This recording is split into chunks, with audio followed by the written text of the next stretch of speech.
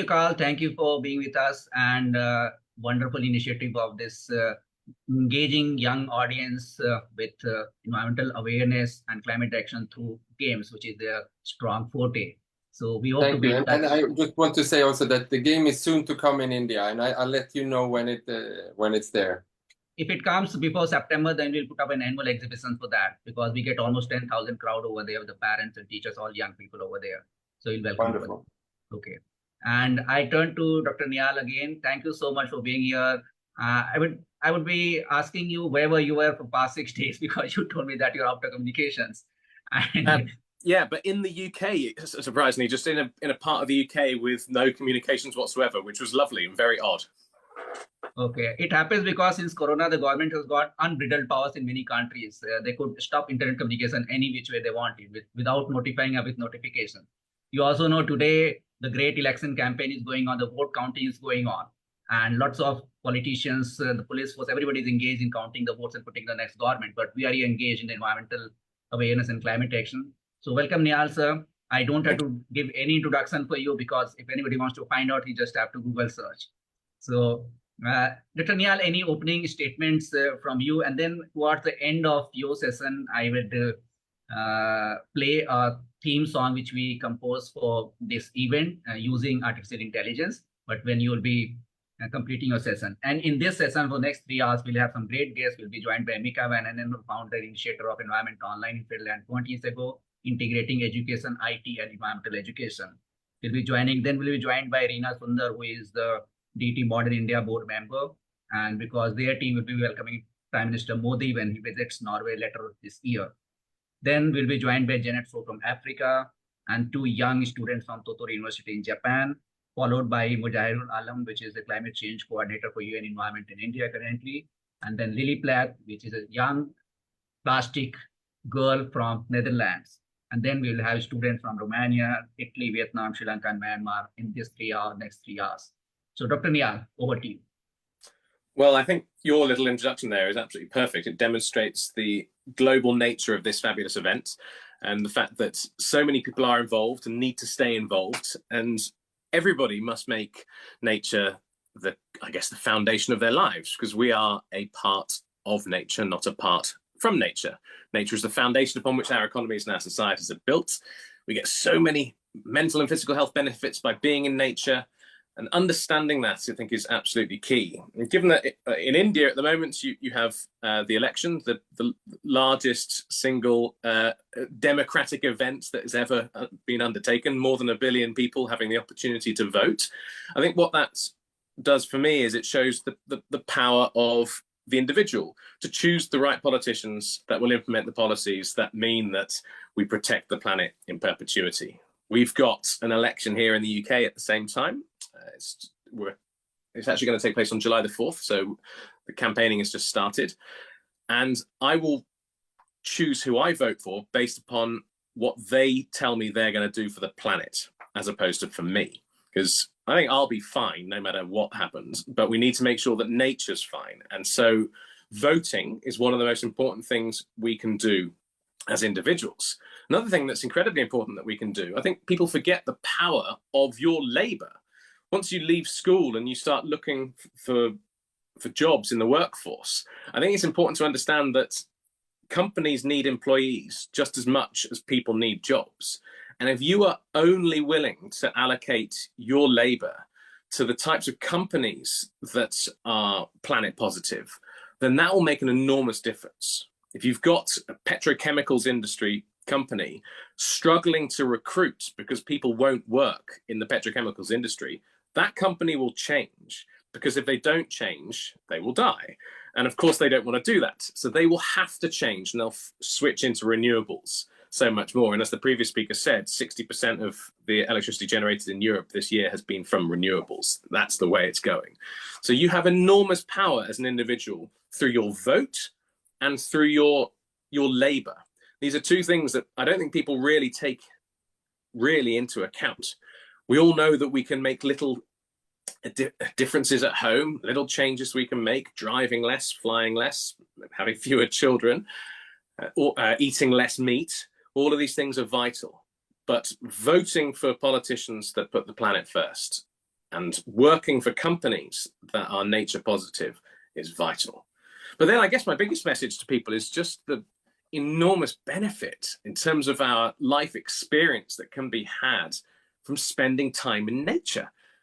We can spend time indoors watching things on social media or whatever it is, but you don't get the same unbelievable experience, connectivity with the world, with other people, with wildlife, life enriching experience that you do from being outside, spending time listening to birdsong, smelling wildlife, listening to it, hearing it, touching it, all of this, just those experiences in nature have an enormous impact on our lives. And for me, the most important thing in my life is to try and leave the world a better place than when it started. That's what I see as success. Making money is not necessarily a successful thing. It's leaving the world a better place and filling my life with positive experiences. And those positive experiences take place in nature. So nature first, and then everything else succeeds if we put nature first. So Rajiv, back to you. I'd love to speak to some of the children, and I'm sure they've got some fantastic questions. Yes, Dr. Niall, I thought I would be showing your videos because they are so adventurous, but I kept this session especially for questions because a lot of students would be wanting to ask you questions. For the young audience and the parents who may not be very much aware of Dr. Niall, he is a National Geographic Explorer, and he's also the chair, with the Royal Geographical Society in London, which I think they don't know much about, but they have been working their geography classes indirectly with them. And he was also Consistent Director for National Park Rescue in Zimbabwe. And Dr. Niall, I was just in touch with Sal Montgomery, and he was just came back from expedition with Bear Grylls. And Bear Grylls is known in India because 2-3 years back he came and he went with Prime Minister Modi to one of the Jim Corbett National Parks. So he's much more known, but probably Dr. Niall is one of the league. And I remember last time when you had the interview, you said you want to be adventurous, just pack your bag and go. And you know what has happened is metropolitan cities, especially these young kids also, and the parents also, those who might be watching this online. I know I'm also a school principal, so there's always demands on putting up facilities, putting up air conditioners, putting all the things, because obviously the weather has become very unbearable these days. And I keep on telling them that we need to grow our resistance. We need to cut down on things. We need to use less in order to get more. Otherwise, we are headed for a very bad climatic conditions in futures. So Dr. Niall, I would now, any students who want to put questions to Dr. Niall, please raise your hand and I can put you one by one. So I'll go to somebody. Just while you're waiting, Rajiv, you say adventure should just be at home. I completely agree. So behind me that's a map of, so my house is in the middle. There's the city that I live near, and we live just outside the city. And then it's a map with 10 kilometers either side. And last week I walked all the way across the map. I walked from that side to that side. And it was just such an easy thing to do. It needed no preparation. I just needed to look at the map and then go and find a way from A to B. And you can have amazing adventures close to home. If anyone's dialing in here from Mumbai, you've got a national park in the center of Mumbai, Sanjay Gandhi National Park. Wonderful adventures to be had right there. Delhi, there's amazing access to nature nearby. There's so much fabulous stuff there, and it is accessible, but many people don't realize that. And I think that's the job that people like you and I have, is to make people feel as though they can also spend time in nature, that it's not just for National Geographic explorers, it's for everybody.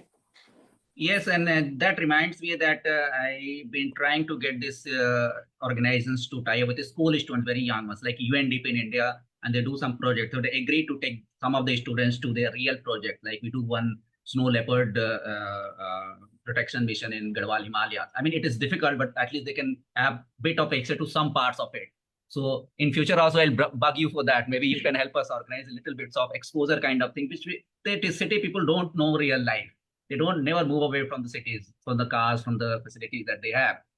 And I would also, for 2 minutes, can you enlighten on the bit of millimeters to mountains? It's a very fantastic with Darren Edwards and the expedition that you did. If these kids don't know, can you tell them? Yeah, by all means. So 8 years ago now, I had an accident, parachuting accident, and I broke my back. And I live with the consequences of a spinal cord injury, which makes things a little bit difficult. I can walk, I can run, I can do these things, but there's a lot of complication. And then through that, I met 2 other people one who broke his neck, and he could walk, but he's very, very weak on one side. and the other side has no sensation. So he can't feel anything on his right side. Can't feel temperature, can't feel pressure, nothing. And but it's strong. And on that side, he's very weak, but he can feel pressure and temperature and everything on that side. And my other friend Darren broke his back just beneath the chest, and he can't walk at all. He's in a wheelchair. And the three of us were chatting, and we came up with the idea of trying to ski across the largest ice cap in Europe, which is on Iceland. It's called Vatnajökull. And last year, it was May last year, end of April into early May last year, we skied from one side of the ice cap to the other. It was 135 kilometers or thereabouts. It took us 11 days. The temperature got down as low as minus 27 centigrade, which is frighteningly low. And Darren, because he can't walk at all, he was on a wheelchair with skis underneath, and I was pulling him, and then Ed was carrying most of our gear, and we made our way across, camping in on the ice the entire time, skiing for up to almost 12 hours a day, and all to raise money for an amazing charity called Millimeters to Mountains, which was set up by Ed when he broke his neck. And he provides support for people who've been through trauma, mental or physical trauma. He's supporting a spinal rehabilitation center in Nepal. He's doing all kinds of work here in the UK as well. It's an amazing charity, creating a community for people who've had really disruptive things happen in their lives, be that through an accident or some other kind of trauma, mental or physical. The charity is wonderful. I've become an ambassador to the charity, and I'm hugely proud to be involved, and was very glad to be able to raise a bit of profile for them through this expedition, because we were on the BBC and all this type of stuff. So it was nice to be able to raise profile for such a wonderful cause, and just for me and Darren and Ed to have the opportunity to do a great expedition somewhere truly dramatic. Iceland is an astonishing place, and even in the middle of the ice cap, we would still have geese flying over us at night, and so you'd hear the honking. So you're still seeing nature, even right out there in a white desert. It was just an extraordinary expedition, something I'm very proud to have done. Thank you, Nihal. I would turn to students now. They have 17 minutes exactly to ask your questions, and I think they will frame the questions. Can I put Pavitra Dinakaran? Please introduce yourself in one sentence and ask a question.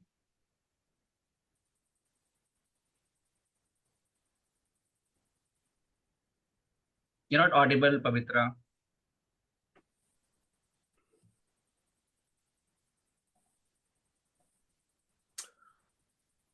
Oh, I saw. Yeah, you took yourself off mute, but you're still not audible. That's slightly strange. Try again. Okay, I'll ask Arna to put up the question. Meanwhile, Pavitra checks her connections. Arna, can you hear? Yes, sir. Am I audible? Yes. Yeah. Yes.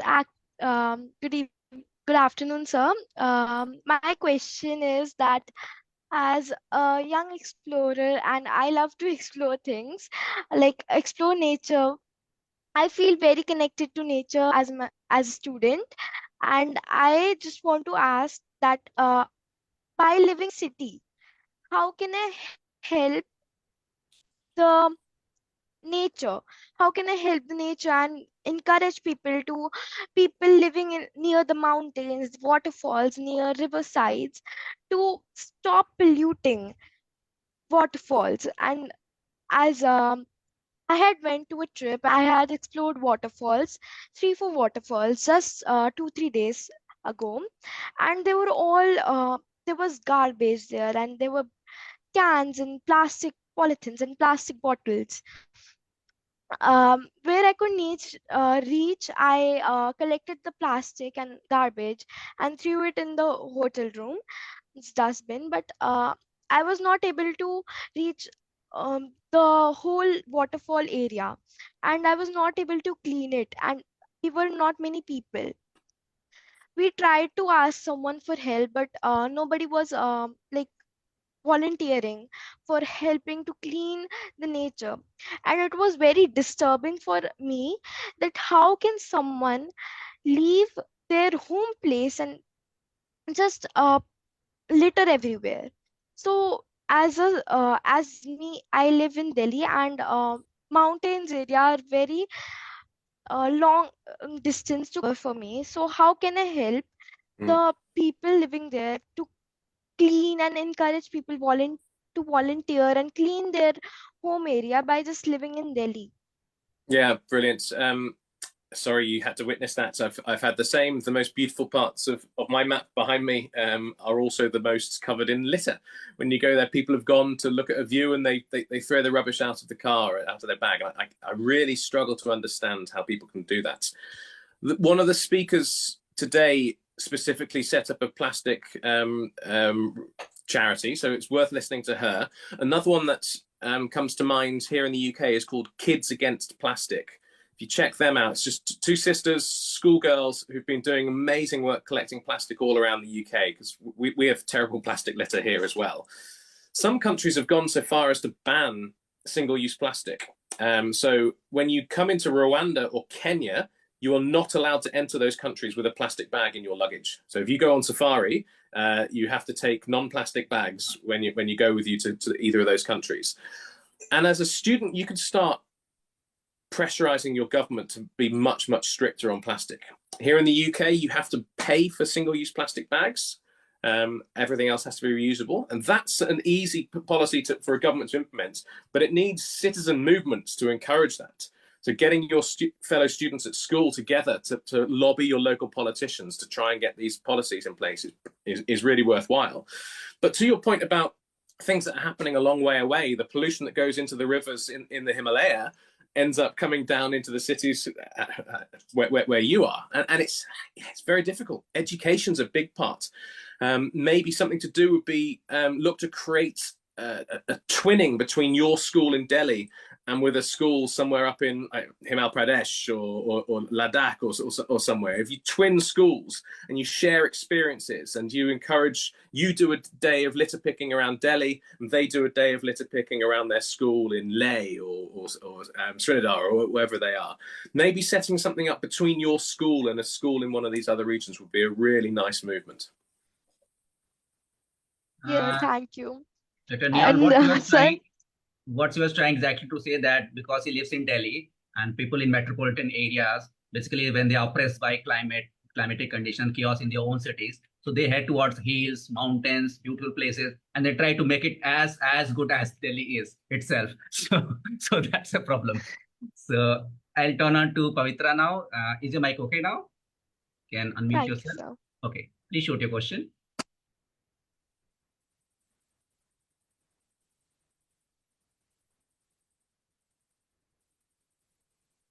We still can't hear him. You're on, Pavitra. Try speaking. I think some connectivity issue is there.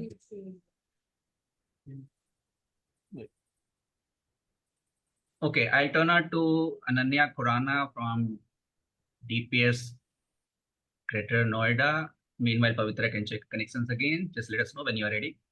Ananya? Right, sir. Right, sir. I'm here. Hello, sir. It's great to have you here, first of all. I'm very glad to see you. And my question to you is, you mentioned that you have faced some injuries and your friends as well have faced them. So what was the one thing that kept you going? You felt that you have to do this, the willpower that it takes. I can't imagine how much willpower you must have received to do everything and achieve everything that you have done. So what's the one mantra that you will like to give us for that? Yeah, well, I guess we only have one life, and unless if there are any people that believe in reincarnation in the room, then maybe they have more. But in my case, I believe I probably only have one chance at it. So to try and do the most I possibly can with that one life. And I was reconciled when I had my accident and I was first brought into hospital. And the doctors looked at my scans. They came to see me, and they told me I had to be prepared that I'd never walk again. That was something I was told on that first day. And I was immediately reconciled to that. And I said to them, that's okay. I've led an awesome life. And I was already thinking that if I was going to spend the rest of my life in a wheelchair, I'd end up doing some great things in that wheelchair. Having a disability doesn't mean it stops you having an amazing life. It just changes the way you do things. But you adapt and you overcome. Now, I'm very lucky that I'm naturally quite positive, have a positive disposition. My blood type is A positive, and I decided to live up to my blood type. I wanted to be a positive man. And a big thing for me was just the desire to get back outside and get back into nature. So I was in hospital for 38 days, and for the first 16 days I was in hospital and I couldn't see a tree, and that was upsetting. And then I was moved to a different hospital where I had a tree out my window, and so I would count the birds that would come and land in the tree. And as soon as I was released from hospital after 38 days, first thing I did was go and I took myself into the countryside and just bathed in nature, just watching the swallows flying overhead and feeling the breeze on my face. So just having those experiences outside was something I desired so much while I was recovering. And even if I had been permanently paralyzed and was going to spend the rest of my life in a wheelchair, you can still do some amazing things. You just have to adapt and overcome. And yeah, for me, it's just about making the most out of the life that we have. Thank you, sir. Thank you, sir. On that note, Ananya, there is a movie that UNEP will premiere this evening, 7 o'clock Indian time. We'll also show a trailer around the same time.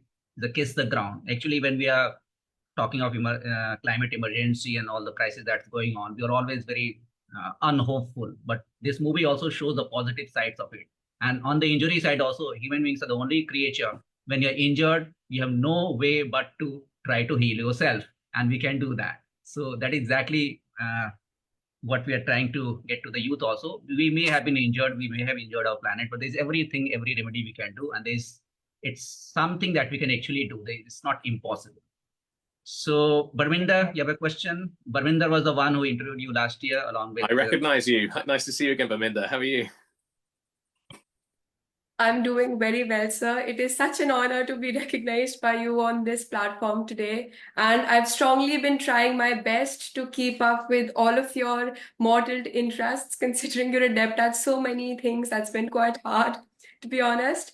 And so today I have a new perspective to ask you this question. So if you remember, I asked you this earlier as well. As individuals, what can we do to combat climate change and take care of environmental issues? And every time you share that, individuals and especially teenagers like me have immense power to change the world. But today I'd like to ask you, sir, for a lot of things, we've already begun to do so much as mere 12 or 13-year-olds. But when we talk of conundrums such as poaching and carbon emissions, where all sorts of complex science solutions seem to be coming in and people seem to be talking more about financing than actually getting started on the solutions, what do you think we can do to actually contribute to problems like these when we feel so helpless as youth? Yeah, interesting. I often find the focus on financing and technology almost a distraction from the importance of just getting out and doing stuff. And I think there's a big part, even if what you're doing is very small, you're still doing something. And so you get that motivation to do more.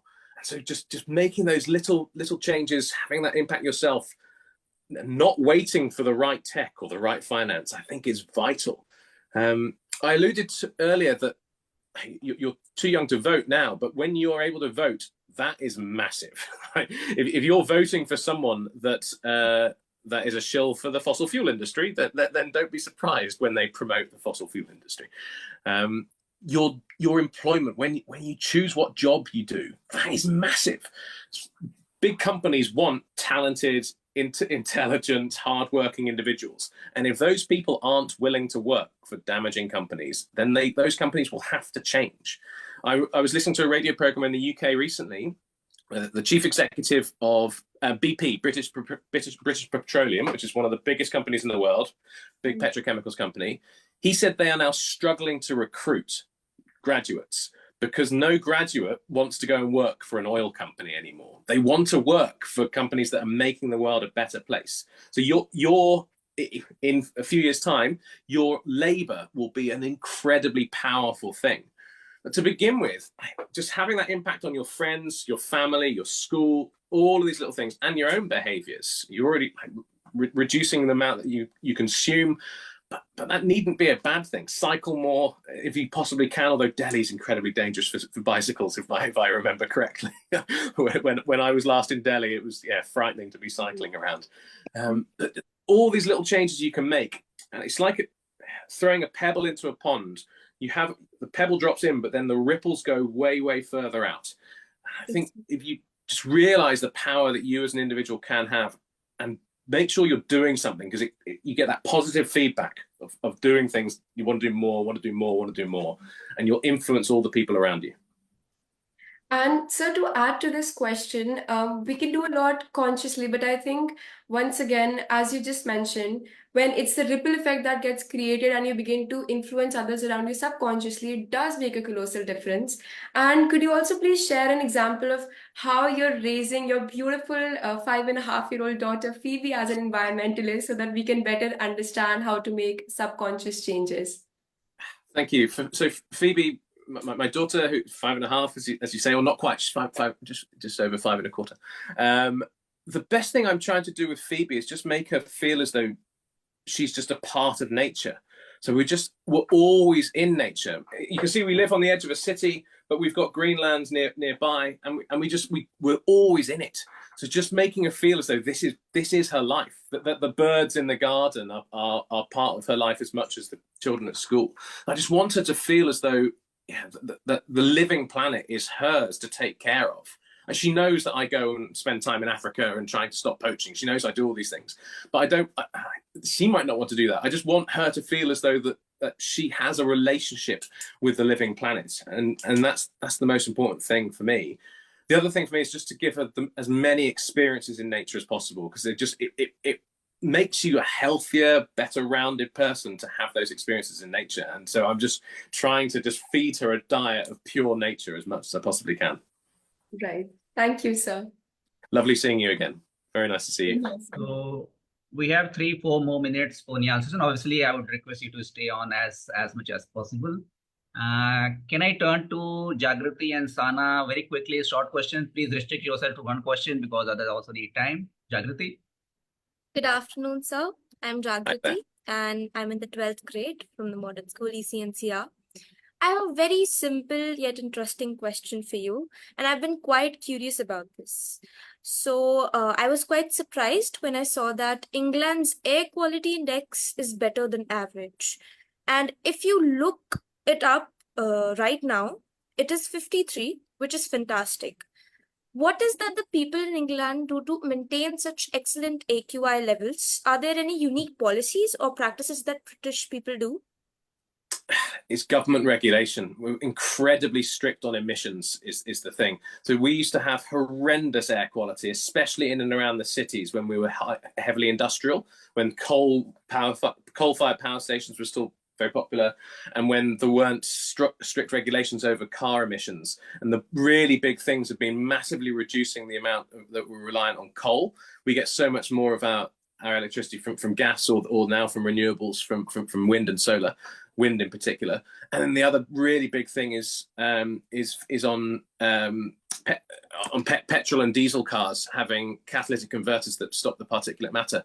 A huge issue in India, of course, is the burning of the stubble in the crops.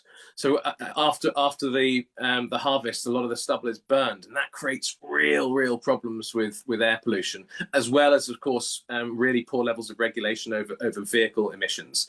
So I wouldn't say it's the British people. We're just lucky that the EU forced us to bring these regulations into place, and we've reduced emissions that way. And very quick question from Sana. Hi, Sana. Yes, sir. Hello, sir. My name is Sana Chopra, and I'm a student from the modern school. I'd like to ask you that right now we're experiencing a sort of climate change, especially in Delhi. There's a heat wave going on where the temperatures are soaring up to 52 degrees Celsius. And the helpless are the ones with those who have nowhere to go, the animals. So what are your thoughts and suggestions about the situation here? Oh, goodness me. Yeah, I think people need to realize that climate change is such a massive issue that we must tackle. One of the things you allude to is that the innocent ones, the wildlife, we're seeing an enormous migration of wildlife related to climate change. So lots of species that are bound by where they live in terms of like the altitude are now moving further and further up the mountains because the temperature range that they can live in is so small. So they're having to go higher and higher up to live in that cool band. So we need to make sure that wildlife has the ability to move. So creating wildlife corridors so that wildlife can move and adapt to climate change is vital. Also, as we have increasing human populations, more likely to come into conflict with wildlife. So in India, I guess the big conflict would be with leopards and with elephants in particular up in the north. 40,000 elephants coming into conflict with people a lot. Creating corridors where they can move is absolutely vital. And we have to understand that we need this wildlife to survive, because the elephants are the gardeners of the forest. They're digesting the seeds that enable the forest to regenerate. The forest then house all of the bees, which do most of our pollination. About a third of global agriculture is reliant upon pollination. So we need all of these things for ourselves. So creating wild spaces and corridors that will enable wildlife to move through it and adapt to climate change and adapt to increasing human populations is the vital thing. That takes a lot of planning and a lot of discipline, but it's absolutely vital. Thank you, sir. Great interaction. And great question. Well done. All of them were, as ever. Thank you, Dr. Niyal. And before they go, I have a little question also, and just an addenda to whatever he said. I think every time we have this huge hue and cry about rising temperatures. I mean, I know climate is changing, and it's all over the place, but it has been like that on this planet for a very long time. But is it also possible, is it happening that our resistance levels have gone down? So every time there is a degree hot, we start crying about it. But if you look at the history of temperatures, cold conditions, it has been shifting on this planet for, I mean, it's a cyclic of billions of years and millions of years. But is it that because of this resistance, less resistance in us, we feel it even more than it is actually happening? It's a very interesting question. I think it goes back to the mobility of people. So the last time we had really serious fluctuations in temperature, we were migratory ourselves. We are no longer migratory. We are now sedentary. And so you cannot really escape Delhi when it's 53 degrees. Whereas before, these changes happened over time, and we would migrate with the seasons. We're now sedentary people that we live in urbanized areas, and climate change is going to affect us more as a result. So we need to take mitigating measures. We need to have more trees in our cities to try and cool things down. We need to reduce the amount of concrete we're pouring, as well as having an impact further upstream on reducing emissions, etc. But we need to climate proof our cities, and the way to do that is to bring nature into your cities. The greener your city is, the warmer it is.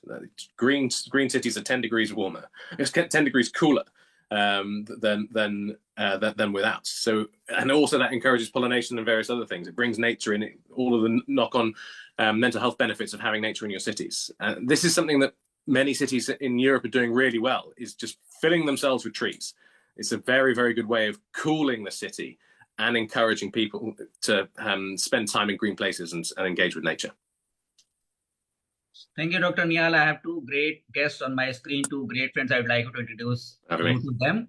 We have Mika Van Henen. He is one of our oldest friends. We started our journey with Environment Online 20 years back in Finland. In fact, it was the 20th anniversary of Environment Online, which actually started this event, 24-hour online event, because in COVID, we couldn't do a physical event. And I have Pekka, he has just disappeared. He's currently traveling to Brazil. He is a great person, and he is one of the initiators of great many new things. He built up an app, which was the first app in the world to rate your environment around you. I mean, whenever you are traveling, you rate your hotel or you rate your places, your cities, but there's nothing for environment. So he built an app. It was called EnviRate, and now he started a campaign called Tree Buddy, which both Mika and Pekka together. Mika started Environment Online, then he initiated his Tree Master at Tree Buddy Earth, and then his recent initiation is Plant and Care for Peace, which we are trying to get to the UN and get other people also involved. So he has also composed a song for this particular occasion on his own, start on 5th of June. So good to put you in touch with them. And I thank Dr. Niyal again. Maybe you can stay on for whenever it is possible. This event will go on for 24 hours. It's also online and live on YouTube, on LinkedIn, on Facebook, and our own website as well. So I welcome Mika and Pekka, and I hand it over to Mika for making his opening statement. We have two small short presentations from his side also, and one from Pekka as well. So thank you, dear Dr. Niyal, once more, and we'll keep in touch. Mika.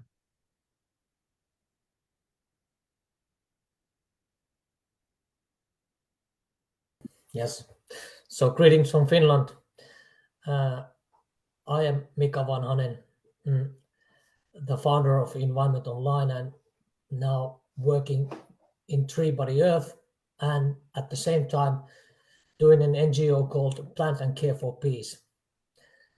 And Tree Body Earth is a most transparent and most transparent tree planting and care service, and that where we work with the local communities to plant trees and tag each tree and take a photo and take a status update. And actually the same platform we use in the Plant and Care for Peace. So each time we plant trees, we tag each of them, and we can see where those trees are planted and which tree species and so on. And also in Plant and Care for Peace, we have added the cultural dimension. So it's not only environmental action, or it's combined with the cultural how do you say, cultural things, yes, cultural activities and cultural understanding. And tree planting has been my mission since the beginning of ENO, as Rajiv was the first school from India that took part.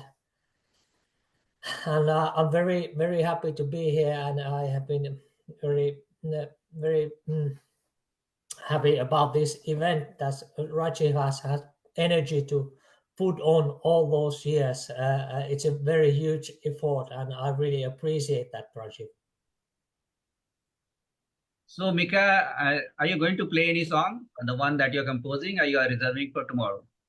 No, not today. Not today. I won't play any songs or sing. But maybe maybe you can give us 2 lines at least. Yes. I have hope in the hat. Okay.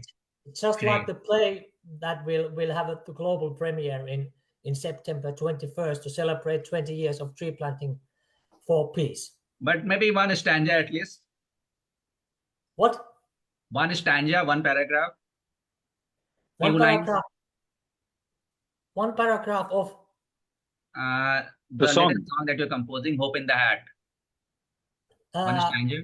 Well, actually, maybe we will keep there's it confidential. Song that has not been yet published. It will be published September 21st, but maybe you know this song. High and ho, we plant trees for environment and peace. North and south, east and west, trees will grow. High and low, we plant trees. Want to see a lot of trees. Grow with them and learn to live in peace and harmony. Woohoo!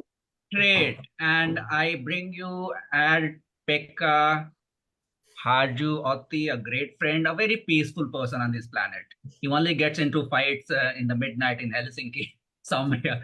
So Pekka, tell students and us about your traveling to Brazil and what you're there for, what you're doing. Hi, everybody. So happy to see you, Rajiv, in good energy as always. Yeah, it's a pleasure to be here, and maybe I continue a little bit on Tree Body mission. I mean, it's so important in our view that we get businesses on board, because they have, a lot of money to do things.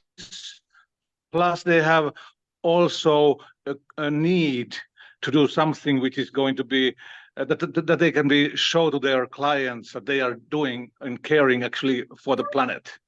And I think that it must become a change in the business community, that it's not enough just to do carbon credits. It's more that you have to make active handprints for the environment in a bigger sense than just climate.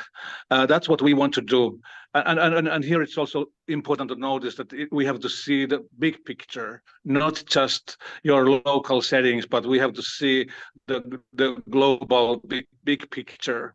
I was just recently in Berlin, where there was one panel where one of the big car giants was represented by their chief sustainability officer, and they were saying about their willingness to do actions, especially in locally, which means basically in Germany, because their biggest market is there. But then, I mean, I was just challenging the whole idea that, hey, okay, local actions are important, of course. You have to make sure that your factory is not doing harm, and it's locally, and it's going to be doing beneficial actions locally so that they appreciate your factory. However, when you do actions, you have to think about the global perspective.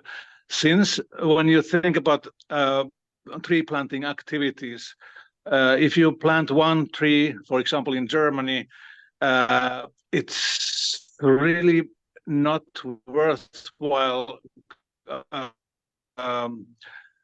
compared to planting mangroves, for example, in India or in Asia, because mangroves are super trees which are growing so much faster. Plus, economically, you can plant 10 mangrove trees instead of one tree in Germany. Just an example to be given here. So, I mean, it's so important that while you're acting also locally, we must see that what we are doing,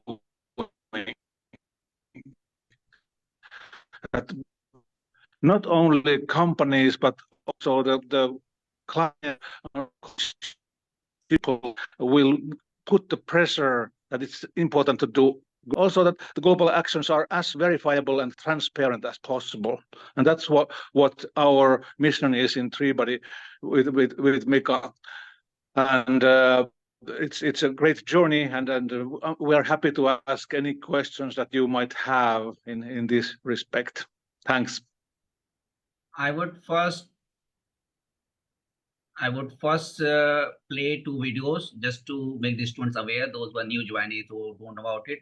First on plant and care for peace, and then how TreeBuddy works. So can I request JK sir, if you can hear me, play track V47 and V66. The best time to plant a tree was 20 years ago.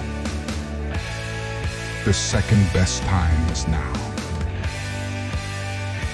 20 years ago, we started planting trees for peace, spreading to schools in 157 countries. Join our celebration on September 21st and the global premiere of Hope in the Hat, an environmental play performed simultaneously on all continents, from the Americas to Asia, from Africa to Europe. Hope in the Hat brings a message of hope, unity, and environmental responsibility to audiences worldwide. In collaboration with Songs for World Peace, we've created an original song, Plant and Care for Peace, capturing the spirit of our mission. Let's keep hope in the hat and meet September 21st.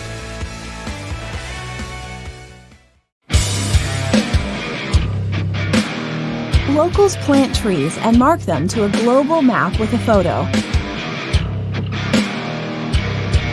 They receive €1 for each tree.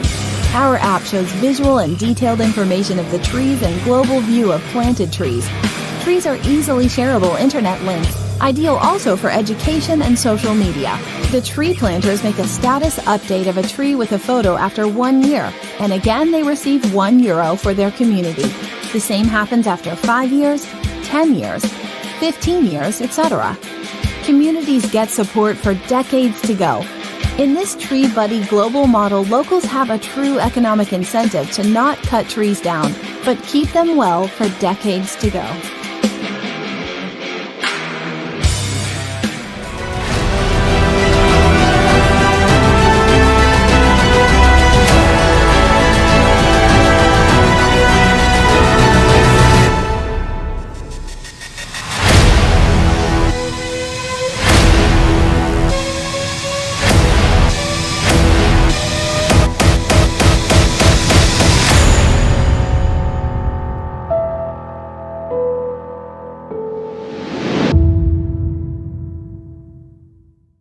That was how TreeBuddy works and his latest adventure of Mika Van Hanen. He's been to too many things for all these years, but everything geared towards just one single target, that is how to help our environmental awareness campaigns and how to create climate action. So if any students want to ask questions, please keep your questions ready and hands up also. Meanwhile, I would like to show Mika and Pekka our theme song, which we use AI to create the lyrics and the entirely composed music also, because you know how good I am at music. So can I request JK sir to play track V1?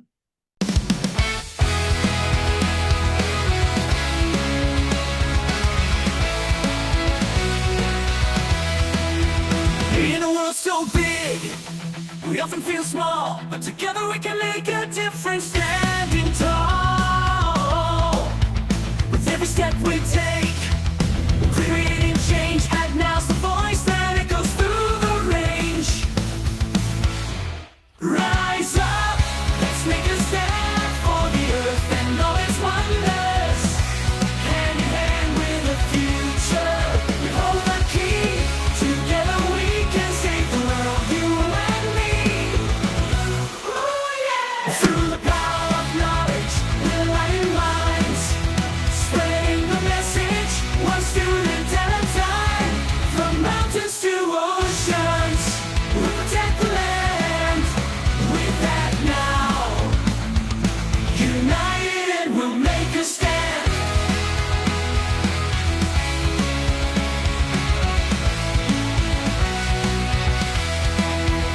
We'll make a stand. In a world so big, we're small, but together we can make a difference, standing tall.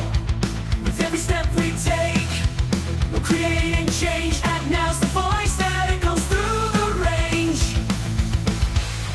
Rise up, let's make a stand for the earth and all its wonders. Hand in hand with the future, we hold the key. Together we can save the world, you and me. Ooh, yeah. Through the power of knowledge, we're lighting minds, spreading the message, one student at a time. From mountains to oceans, we'll protect the land. With that now, united we'll make a stand.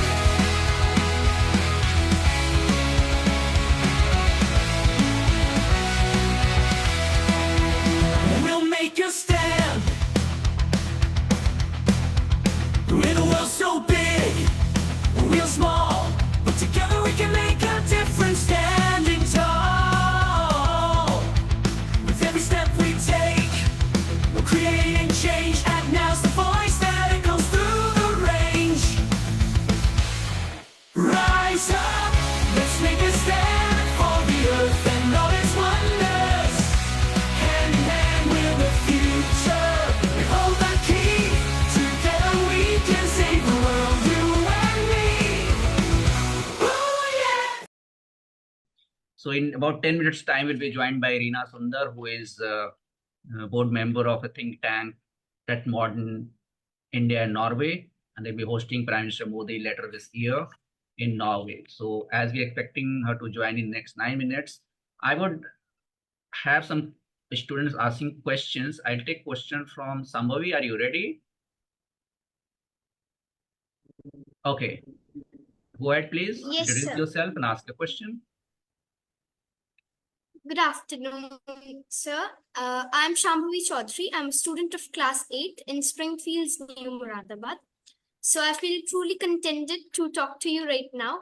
So my question for you both is that what inspires you and what motivates you both for the good work?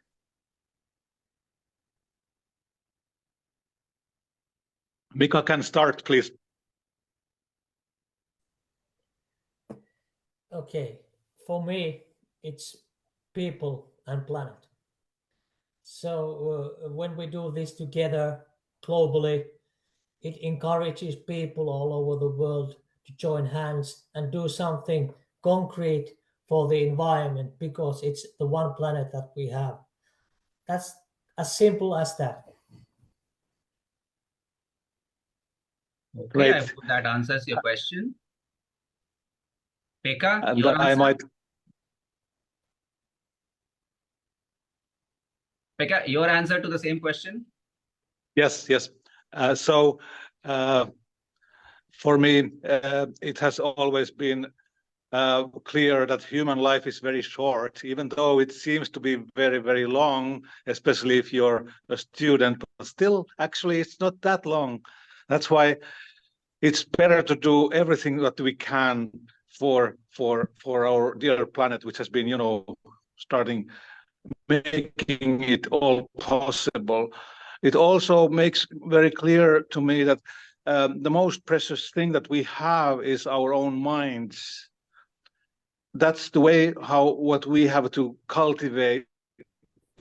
That's the thing that we have to cultivate in our lives, and that's why education is, of course, very important. But however, you have to do even more than that to become really good, kind person in this planet, and then good things will happen. You will find your calling, whatever it is. It can be small or big, but still, it's the most important thing. And I'm so happy that then you find right people like Mika has been for me, and nothing feels better than that. And Rashid, of course. I'll just add on 2 sentences, both about Mika and Pekka. First of all, Pekka is a great Buddhist. He doesn't look like one. And those students who are living in Delhi, especially in Pitampura, Model Town, and all those nearby areas, he lived in Majnu Ka Tila for a while. And we have some great friends, including the likes of the Dalai Lama. So maybe next time, because when it relates to our work, we'll get them here as well.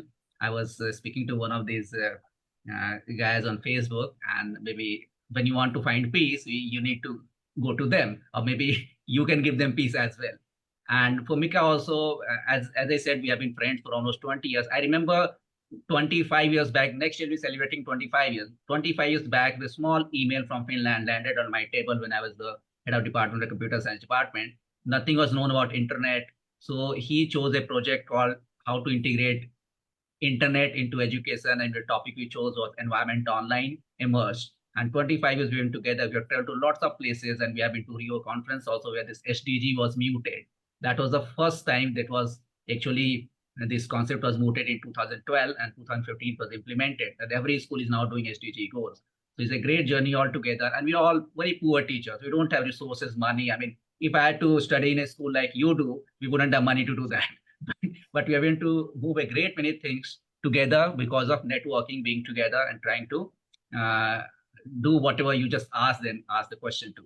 So I think one question, we already have Reena Sundar here, but I'll welcome her after 5 minutes. Pavitra has been problem asking questions. So is your audio okay? You feel very Yes, sir. happy? Yes, So, sir. okay. So Yes, you sir. get to ask a question straight away. Anybody, any of us. So may I? Yes. Just introduce yourself in one sentence and ask. Okay. So hello everyone. I'm Pavitra Dinakaran. I'm currently studying in grade 10th, and I'm from Dasan Brown World School. So my question to you both is, how can we encourage more community involvement in tree planting initiatives? Because you both are very experienced in that, right? So I want to know more about it. How did you convince You're asking communities? the wrong guys. They are the community leader. They started most of these community-based things in this world. So, okay. But they must Please. know something, right? It's okay. Mika, anybody can answer. Yes, of course. It's good if they know something about you. You need first to educate people on how important tree planting is, but also to find different ways to approach people. Not only just giving the information, but try to get other way involved, like songs or cultural activities, or get them involved and do that together. They will come sooner or later, but it depends on your motivation. So you must have an inner motivation really to do that. But good things happen when you make them happen. Exact.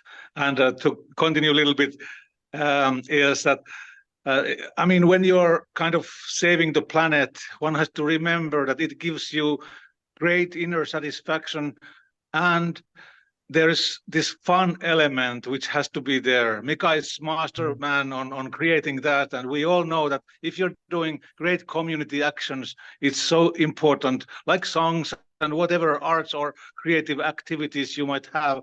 Let the creation flourish, and it's so great to see when the creation plus good deeds are combined. Thanks. So thank you so much. I now have Reena Sundar on the screen. She is the board member of DET Modern India, Norway. He is joined from Norway. And Reena, I must accept that your profile is technically so heavy that I would request you when I hand over you the platform to just tell these young kids what exactly you do. I'm told that you hosted Rahul Gandhi a few months back, and you'll be hosting Mr. Modi also a few months after. And it's a Norwegian think tank that connects India and Norway together, the business interest, the climate, environmental interest. So your session starts in 2 minutes, and by that time, I thank Mika and Pekka, and of course, I request you to be there as long as you want to be. We started this 24-hour conference 5 years back. We did not know it will take this shape. And I think it will continue when we celebrate 25 years of Environment Online next year. So thank you so much for being here, finding time out from Brazil and Finland. And now I hand it over to Reena for just explaining a bit for these young students what exactly you do and how it is connected to environmental awareness and climate change.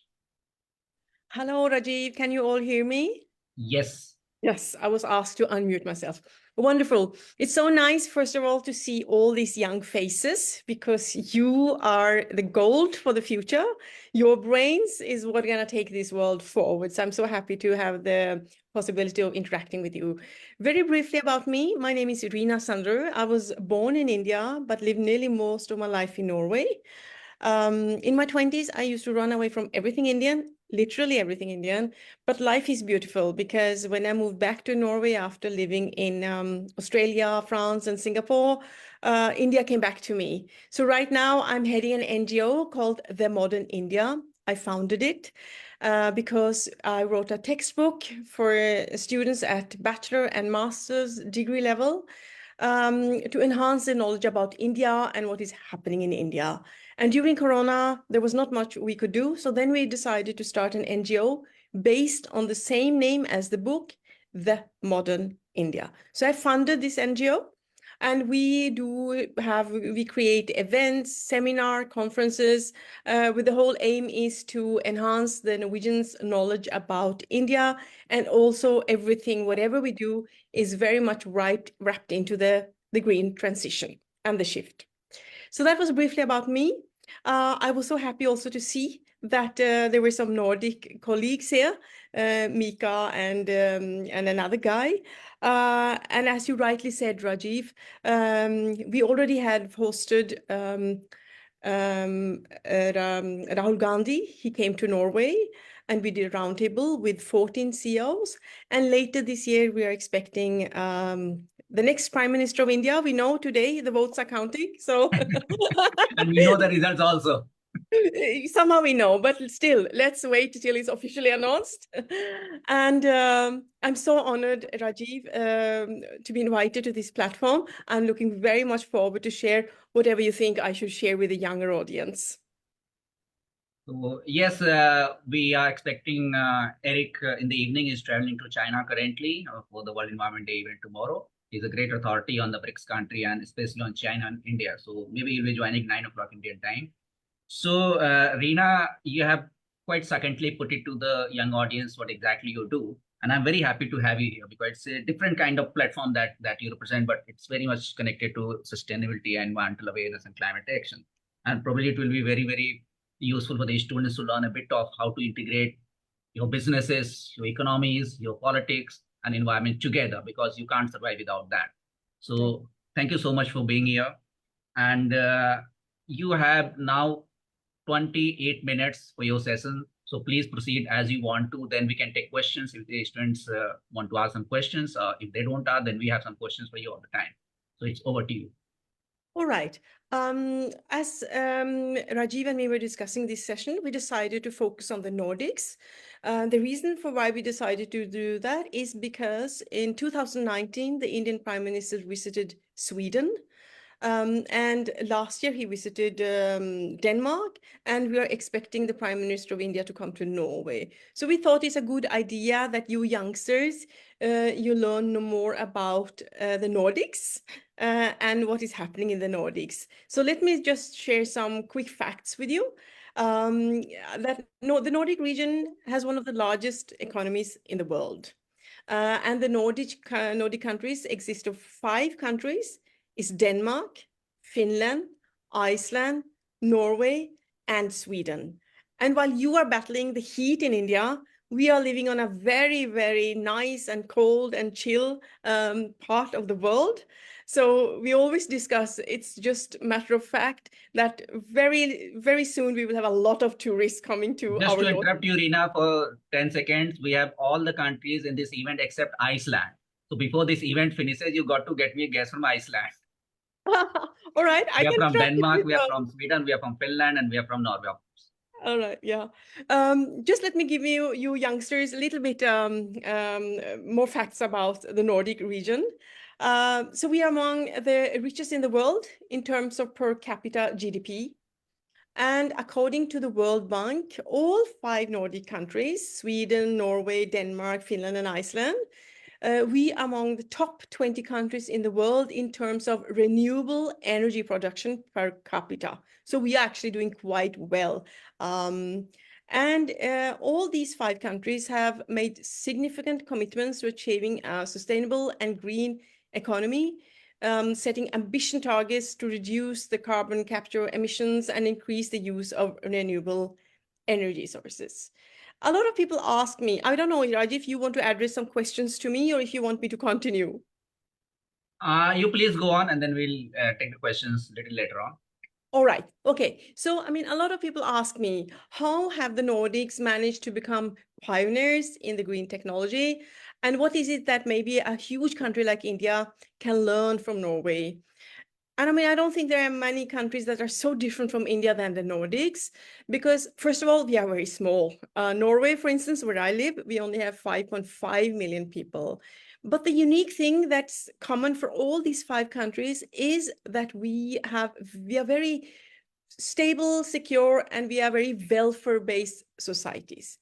We have strong social safety nets. For instance, you'll be surprised knowing that we have free healthcare, free and heavily subsidized education. Anyone, whatever your background is, can go to school and can also join university in these countries. We have generous parental leave.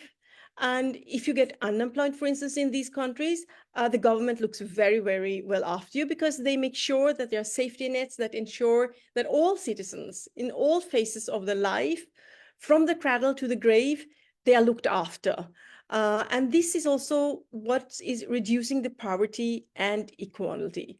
This is very different from a society like India, which is very collective, while these countries are very individualistic. And then, of course, people always say, well, that's also the challenge that we have a lot of loneliness because the state normally look after all the citizens. We have extremely high taxation and redistribution of the taxes, very inclusive labor markets. The Nordic countries have high employment rates and active labor market policies that encourage very high participation. You can hardly sit at home. Only when you're children, as a woman, it's acceptable that you're at home. But to say that you are at home staying mom, that's not very popular here because all women are encouraged to participate in the labor market. We have very strong institutions and governance. They are transparent, efficient, and they are very accountable. And we have very high level of social trust. And of course, I want to emphasize again, because there's a lot of girls sitting in this room right now, there are equal opportunities for men and women in the labor market, in the politics and education. Right now, we have the challenge that there are more girls studying medicine, there are more girls studying law, So we have these heavily debates where, what about the men? Should we support the men now? Otherwise, they will lose out. So that is what I just wanted to give you a backdrop about the Nordics. And then over to you, Rajiv. Thank you, Rina. Thank you so much. And I'm not sure if the Jyoti ma'am, you want to ask a question?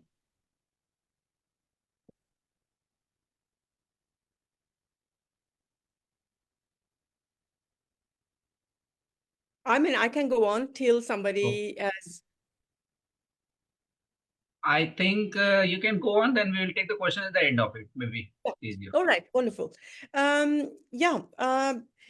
Because this is the world's largest online event focusing on the environment, I also thought I would like to touch upon, for instance, what we see as the key challenges for India when it comes to scaling green technologies, and how maybe India can learn from the Nordics.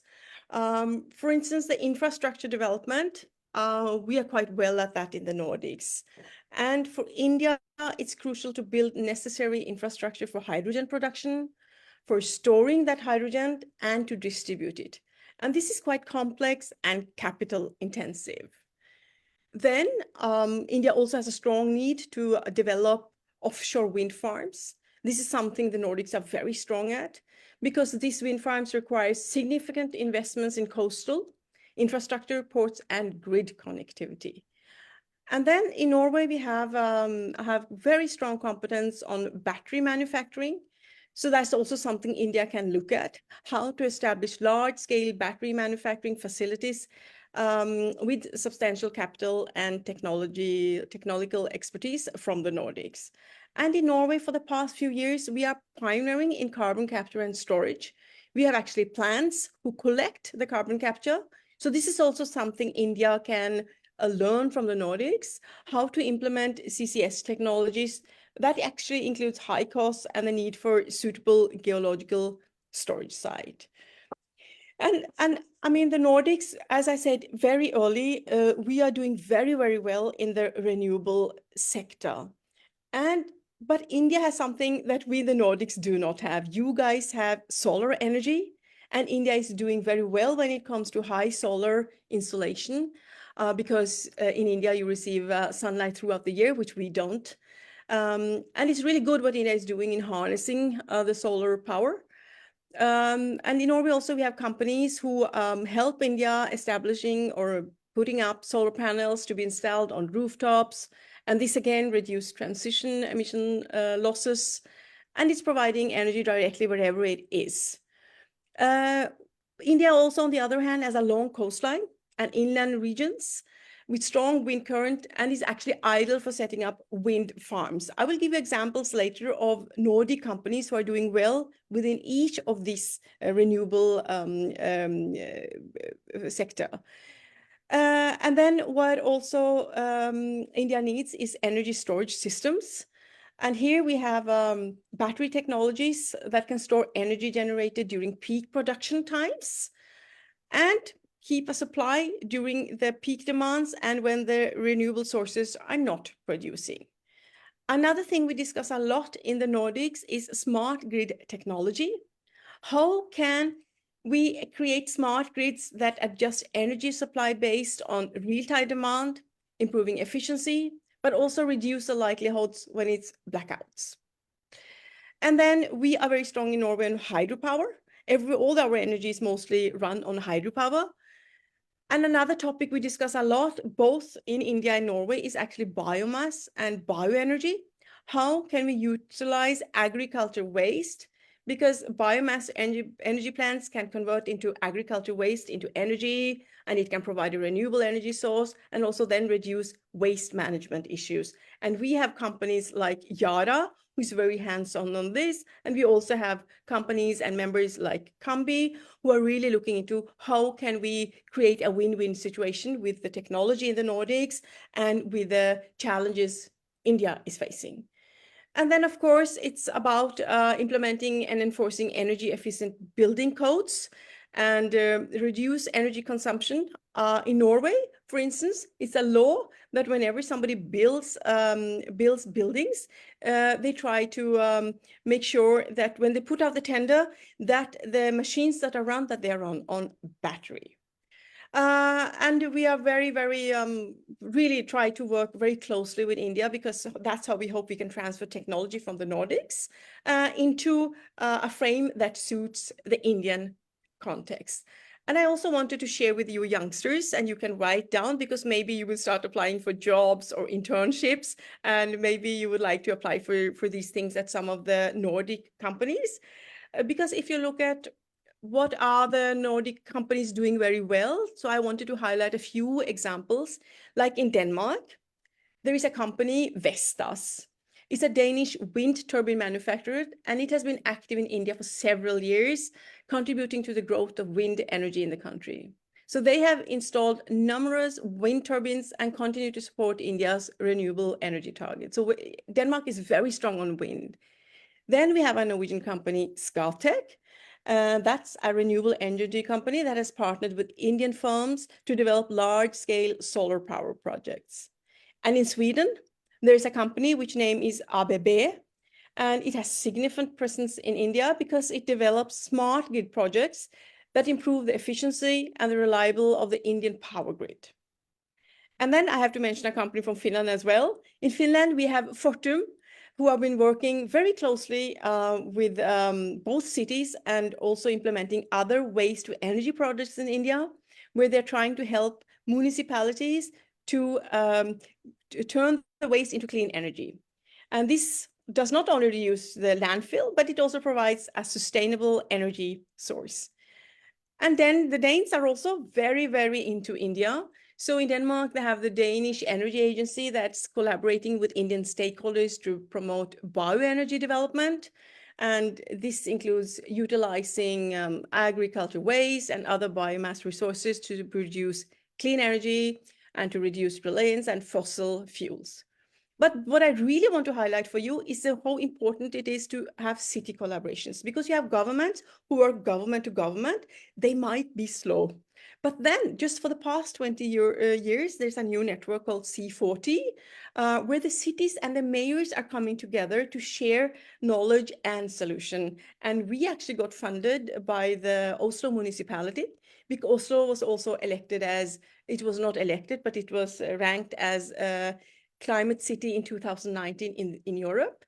And what we see is that when cities come together, when stakeholders living in these cities come together, they are so eager to learn, and they implement projects much faster than they are able to do at the government to government level.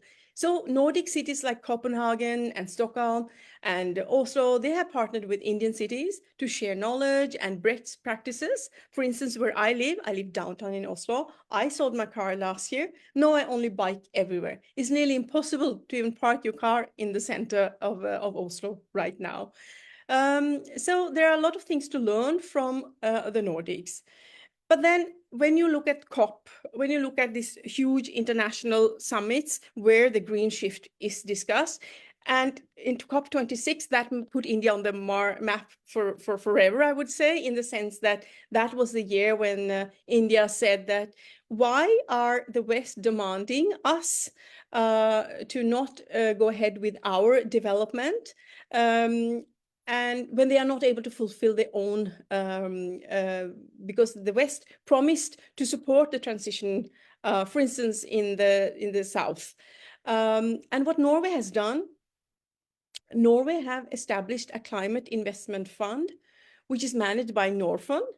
And this is a very nice example of how a country is delivering on its climate finance commitments while contributing to India's energy security and clean power supply. So Norfund actually invested about 6.5 billion Norwegian crowns in developing countries in 2023.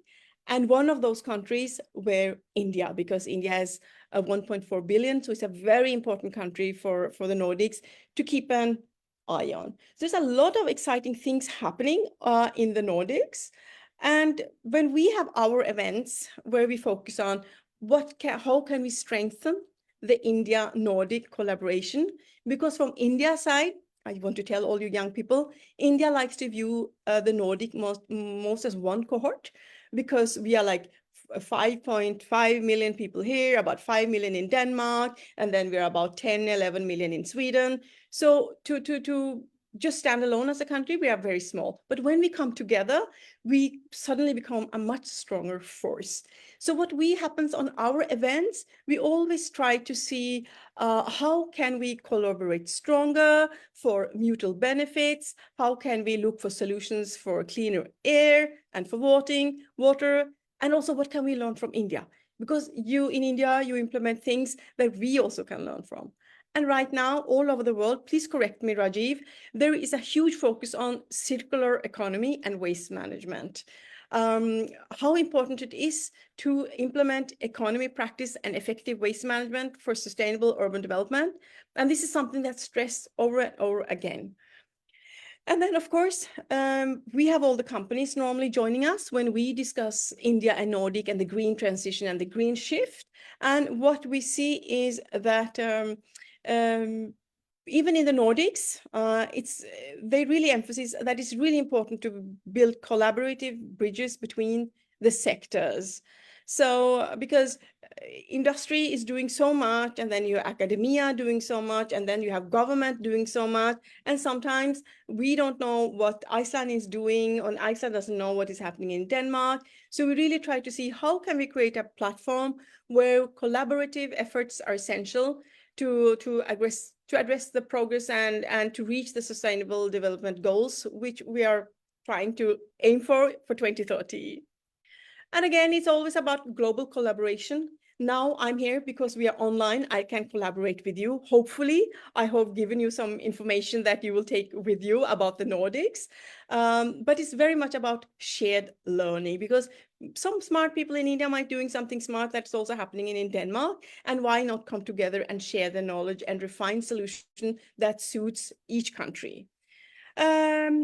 Again, because we have got support from the Oslo municipality, we focus a lot about urban centering climate action. Who are the major contributions to pollution, and how can we play a role in the climate change mitigation? So we focus a lot on cross-city collaboration and integrating climate considerations in the urban planning as well. Yeah, and as Rajiv said, and I also started this session with, we are expecting the India-Nordic Summit to happen in Norway later this year. And then we expect all the 5 Nordic prime ministers to come and have interactions with the Indian Prime Minister. We are expecting a huge delegation to coming from India. And what we aim for is what you guys, you younger guys, are also doing, how we can power the green transition together, India and the Nordics. I see a lot of hand raised. Feel free to ask me questions if you have any. Yes, Rina. Thank you so much for updating everything that you're doing there. I'm sure we'll also put an angle from students and youth to all your events and everything that you do, because that is our prime objective. And talking of solar panels, do we have our own little sunshine? See much into solar panels or something like that? Our presentation tonight is based on solar panels. So Sambhavi, do you have a question for ma'am?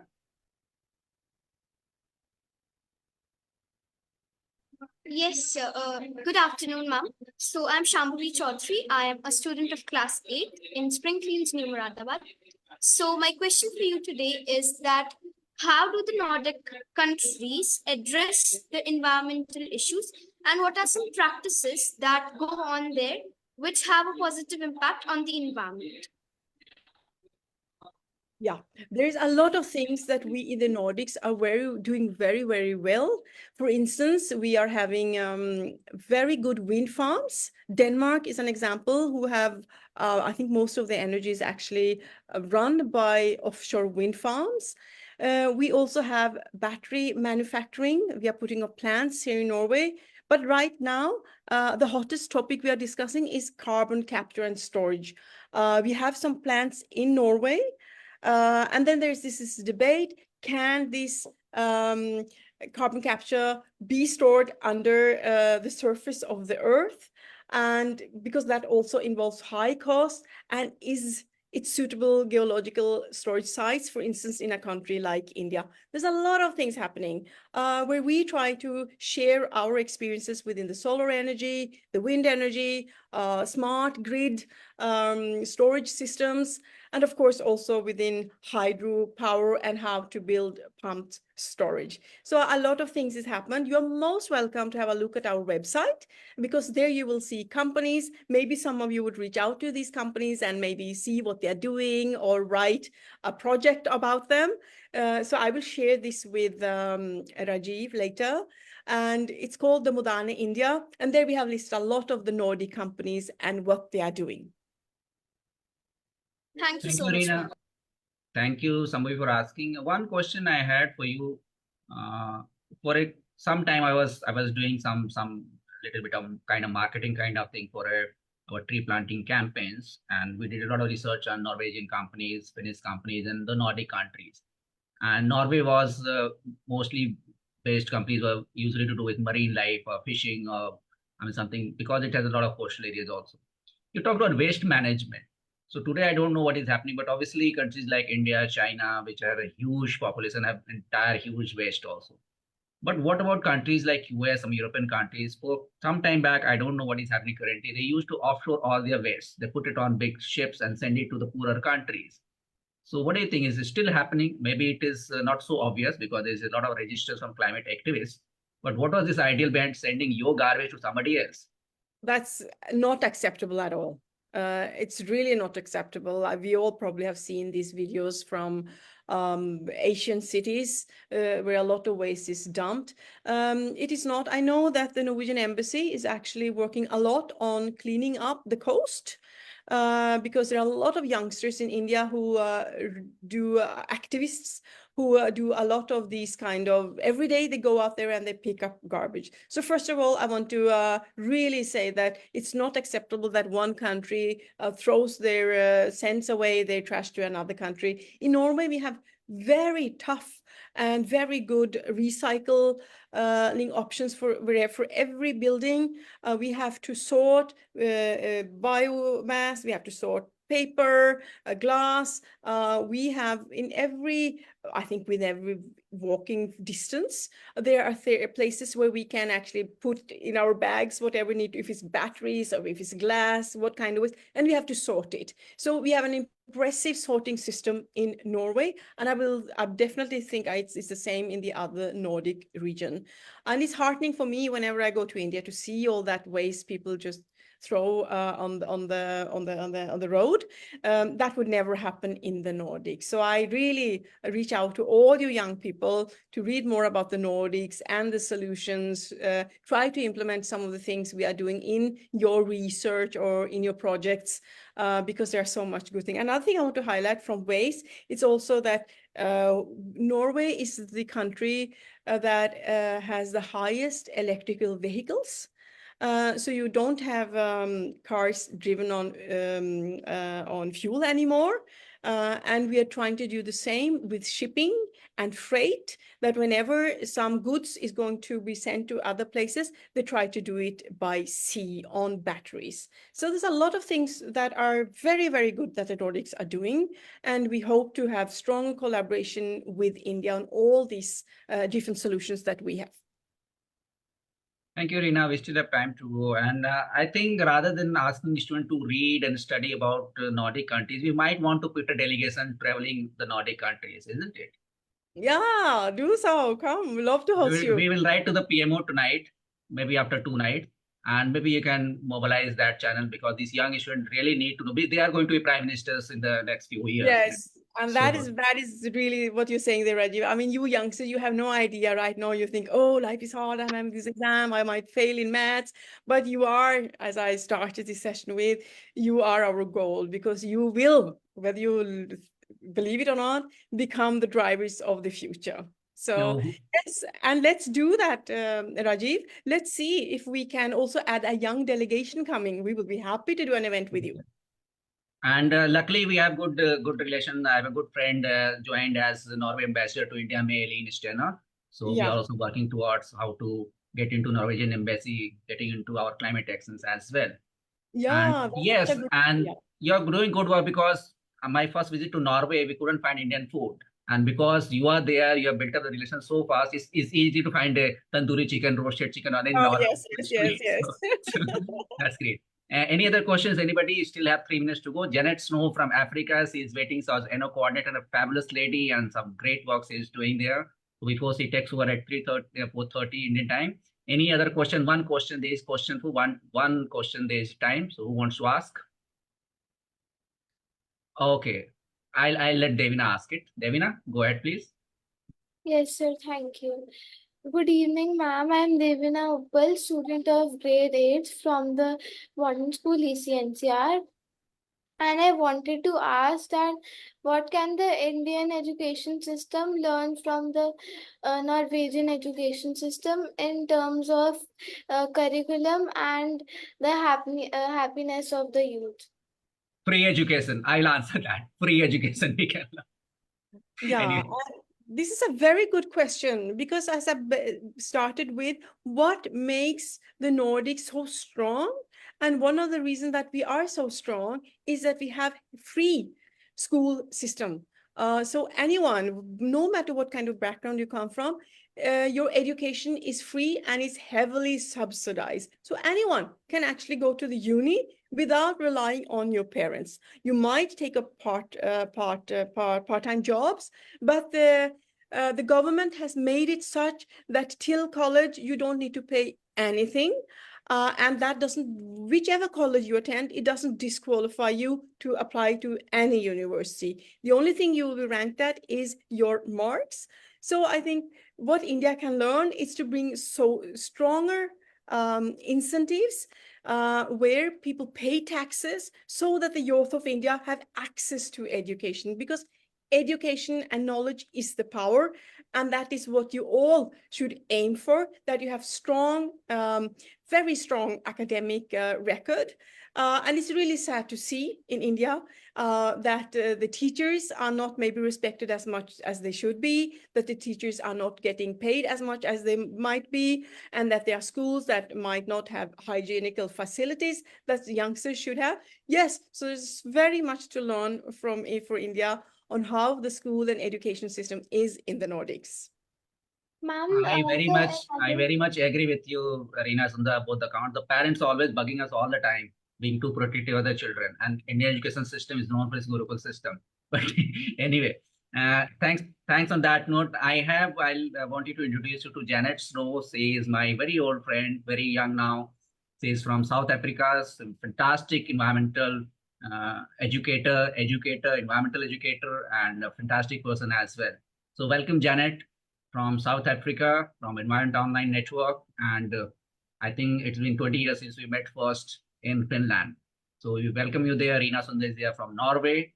So Reena, any concluding comments? And then I'll hand it over to Janet because she's waiting for her presentation. No, I just want to applaud all you young people who are joining this session. Take ownership of your life. Take ownership of whatever thoughts you have, because your voice is really strong and one voice can do so much magic. So never lose trust in yourself. Keep building your self-confidence and seek knowledge. The more knowledge you have, the more balanced choices you will make for your life, and wish you all the best. And thank you so much, Raji, for the honor of inviting me to this event. Thank you so much. Thank you, Reena. I'll catch you later on for this upcoming conference, Nordic conference. And I thank you again. Over to Janet, please, your comments and your opening statements. There are a lot of young kids waiting for you to tell them your stories. Well, thank you very much. And I feel a little bit threatened by the incredible presentations that I've been watching this morning. As you will see, I'm actually in the cold part of South Africa, and we are near the mountains, but in the open. And today I'm going to be focusing on nature connections and the importance of nature connections. But firstly, just to say thank you, Rajiv, but most importantly to the students. Fascinating to see some of your questions and to have heard some of your questions. I think it shows, and it makes me happy, because I feel that we are in good hands when you show your interest and participation. And I noticed in the previous discussions by Dr. McCann, where he spoke about one of the processes that he does is that his child, he makes sure that he has experiences, her has experiences in nature. And then secondly, he also mentioned about the fact that when he needed to have rehabilitation and was working with rehabilitation, he went out into nature. And that was part of his rehabilitation. And then Anna, one of the students from the modern school, mentioned how she really enjoys the exploring nature. And I think this is something that we haven't taken enough cognizance of when we talk about education and the importance of education. So what I'm going to do is actually just share a bit of a screen with you. Oopsie, I can't share my screen. It Just a says it's second, disabled. we will make you presenter. Because I just thought that it's all good and well for me just to sit here and talk and talk and talk and tell you things. But We can. I no, think I told some of the students that many years back we sent a group of students to your school. It was KwaZulu-Natal Yes. province alongside the Mui River, and your school was That's near right. the forest. So you used to take these injured animals from the forest and heal them and send them back to forest. It's a very interesting story. Yes. I don't know where you are Yes. currently, but that's a lovely thing. I've been bugging you also for an exchange program to your South Africa, so I'll catch you for there. But anyway, we can talk For also. But that. maybe I'll request my technical team to make you a co-host so you can share. A co-host. Yes, that was back in 2004 that we hosted people from all over, actually, Yes. from many different, and 4 different continents that we actually had students here visiting as well. Right, it looks like I can share my screen. Yes. Right, I'm just quickly going to, I'm not quite sure what has happened. Sorry, let me get rid of stuff and just do this. All right, are you able to see that now? Yes. It's Good. All right, thank you. So basically we have environment learning and teaching, and we really want to focus on the options of nature connections for people and for the planet. And it's a bit of an anthropocentric approach. And basically anthropocentric means what nature and animals do for us humans. So often we look at nature as a way that what are we doing for the environment? But it's actually an interesting concept that, yes, it's not always the best one to look at what nature and animals can do for us, but it is for today's presentation, I'm just going to allow for this anthropocentric point of view. So what are we really looking at the moment is that we have critical issue in our time. We understand this, and we've had a lot of people telling us all about this. We have our planet has a crisis, a health crisis, if you want to put it that way, but we also understand that human mental health crisis is happening. And both have one thing in common, is the relationship between people and nature. And this large numbers of research has been showing us, and I just draw on somebody that was a doctor in this area, in working in South Africa, and he drew some of this information that 1 billion people worldwide suffer from mental disorder. And there's a lot of money that has to go into the economic component of those disorders. And I think these figures here are a bit shocking when we think that 30% of adults are distressed or struggling and have different struggling, and 50% of 18 to 24-year-olds considered to be distressed or struggling. And it's something that we need to take cognizance of and understand. And the research has said that we are able to disconnect. We are more disconnected from the natural world than we have done. And we are becoming isolated, lonely, and distressed. And we are more mentally unwell. So what are the drivers that seem to tend this? Internet. And it's ironic that we are on an internet program at the moment, but I think that it helps us to be able to connect properly. Social media is seen as one of the problems as well.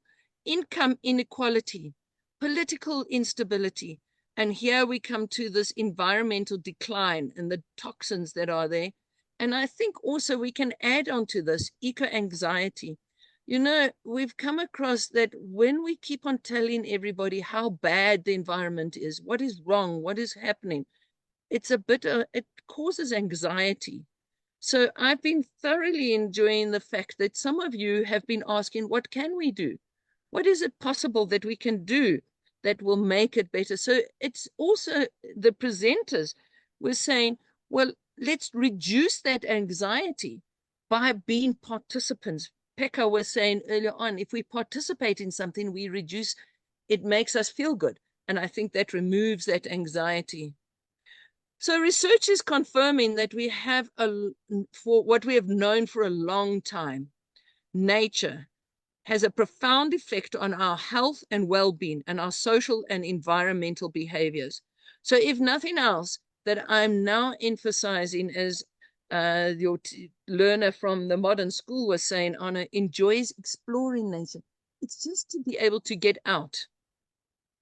I'm not going to spend too much time on this presentation, but basically we understand that there's a mental health issue and there are various ways of mental health, and physical health and planetary health. By getting out into the environment, we have ways in which we can improve our mental health. We can get better sleep. This is what research is showing us.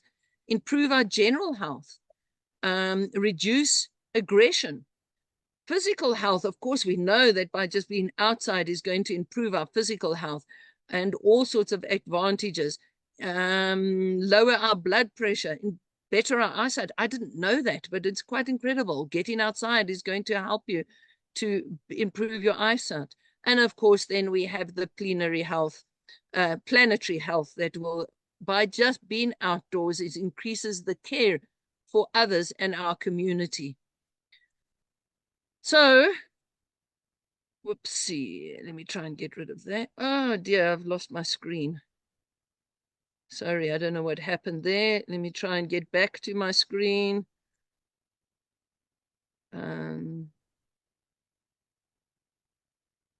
All right. There. So just simple things like climbing a tree and being in contact with nature. But what's important for all of us to understand, it's also about is the nature of your contact. What kind of things are happening when you are in contact? So it's more than just going for a walk in the park. They look at the concept of, let's look at it from environment times the exposure times the effort equals the experience. I would also advocate the fact that just by going for a walk in the park does have effect and does definitely help you, and it's going to help your mentality. But by being in nature and exposure, having more exposure and with more effort, it increases your experience.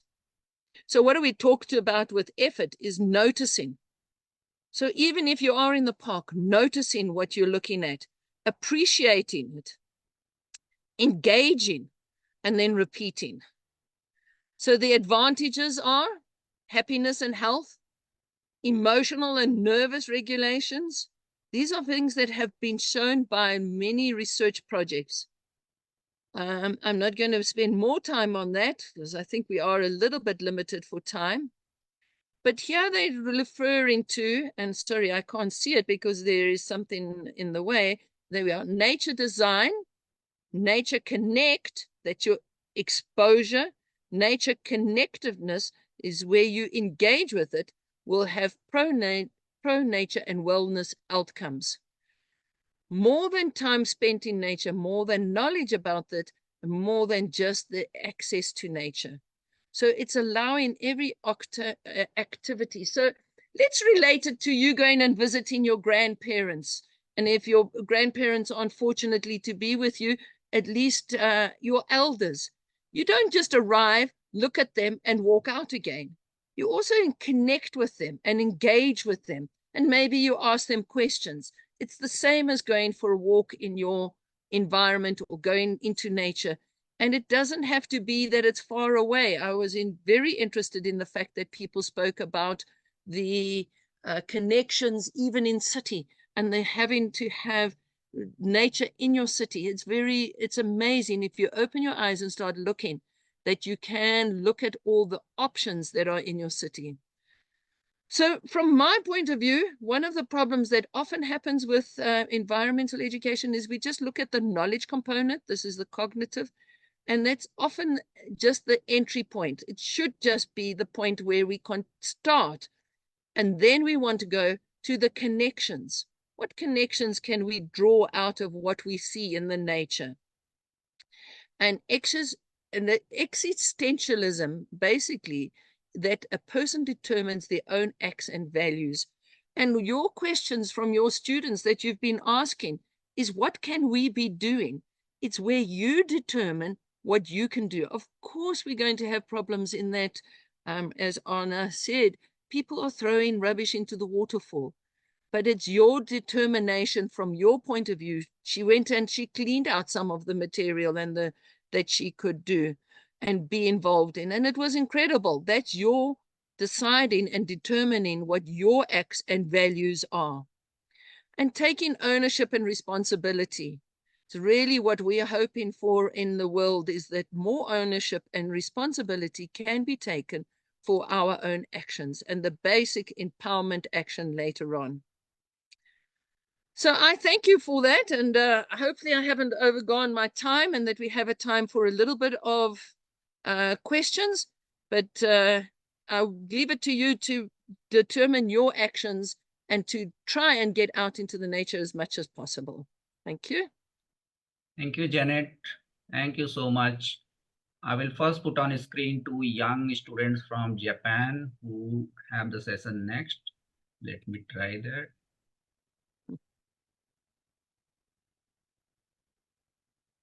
It's difficult to put them on a screen. They are very shy.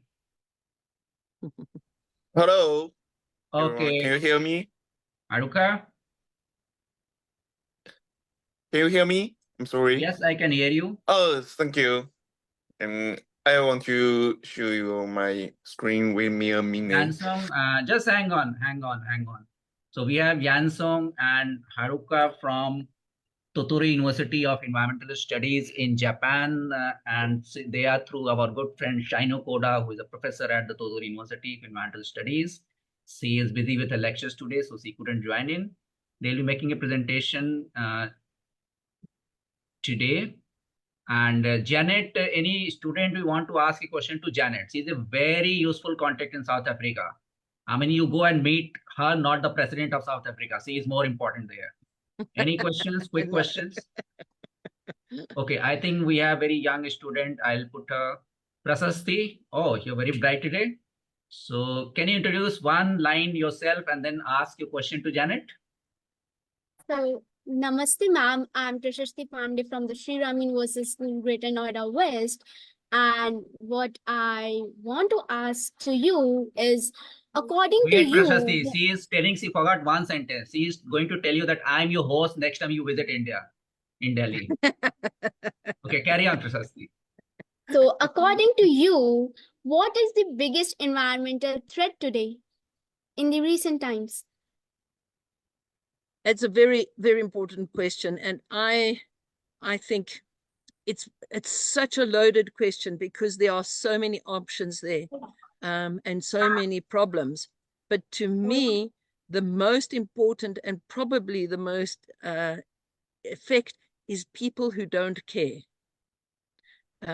We can sit here and define it by specifically being it's that and it's carbon and it's climate change and it's lack of biodiversity or loss of biodiversity. We can sit and go through the scientific points of view. But I think at the bottom line, it's all about people and people wanting to do something different. And that's why education is so important, but appropriate education. So what you are doing here today is phenomenal because it's allowing you to see the different options and the different processes. But in the end of the day, it's you who makes the decision as to what you want to do and how you want to address your life going forward. as to what you can make the difference. And to me, the biggest environmental impact is those that don't bother. So I hope that maybe that answers your question. Yes, ma'am, that's exactly my question, and thank you so much for answering my question. Thank you, Janet. And last year, we introduced cheetahs, reintroduced cheetahs in India from Namibia. And we are waiting because elections are happening today. And by tomorrow morning, the new government will be, I think, declared. So we are hoping that in their third version, they'll be importing some giraffe from South Africa and putting into our forest as well. So That's incredible. So exciting. One last question from Jagriti to Janet. Yes, thank you, sir. Good evening, ma'am. I am Jagriti, a 12th grader from the Modern School ECNCR. It is quite a pleasure to have you here. And my question for you is that there are a lot of issues in, every country has its issues. And I believe in South Africa, one of them is biodiversity loss. And I would like to know, what are the children there doing to overcome the limitations for this? So yes, biodiversity loss, I think, is one of the big issues that comes to mind. And of course, with biodiversity loss, it also has an impact on all sorts of other components as well in the environment. So it does not just stand on its own as a problem. What are the students doing? There are a variety of projects that happen, and environmental education projects that are all over South Africa. And I'm very pleased that over the years, as you see, I've got nice gray hair. I've seen the changes in processes and thinking. I think that there's a lot more awareness. Our curriculum, in actual fact, until about 1998, did not even include environment within their curriculum. It was actions that happened outside of schools, outside of the classroom.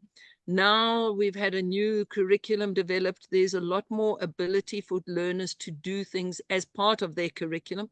They learn a lot more within their curriculum as to the environmental components. But as I showed you in my presentation, it's not only about knowledge. It should be that it moves beyond just the knowledge. It moves through.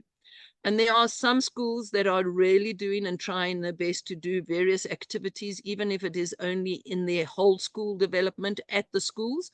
But there are some schools that work very hard. We also admit that we have lots of schools that are dysfunctional and that do not actually have any environmental cognizance or desire to move things forward. So the more and more that we work with the youth and with schools and with the universities, the higher education institutions, to be able to emphasize the differences and the significance of what is happening, we will be able to influence and move forward. So for me to name them at the moment, there's a lot happening. I'm sure that there's as many schools as there are in India. Big schools, small schools, some schools that do very much, some schools that do nothing. It depends. And recycling is one of the big projects that schools can get involved with, and planting of trees.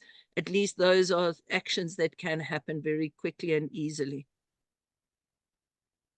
Thank you, Janet. Thank you so much for being here today. Thank you, Jagat, for asking the questions. I will now hand over to our Japanese friends, Haruka and Yansong. And I don't know, can you let me know the name of your third student, because it is written in Japanese and I'm very good at reading Japanese. And just to update you on the session that is coming up next, after that, we have slated Mojarul Alam, who is the Climate Change Program Regional Coordinator for UN Environment, and also the country head for UN India. Unfortunately, he has been caught into traveling to too many places. So he'll be meeting us on 11th, but we'll show an interview with Susan Gardner. Susan Gardner, Head of Ecosystem Division, Ecosystems Division of UNEP, followed by Lily Flair.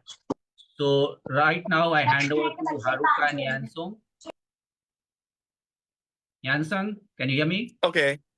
Hello. I just send the PowerPoint to you. Can you present it from there? We will make you co-host.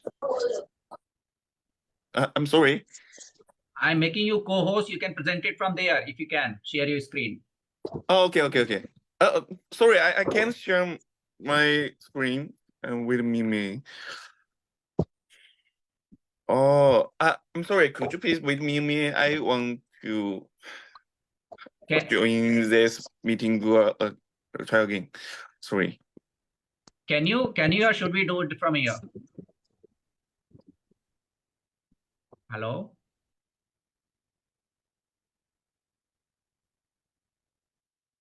Haruka, I think we have lost.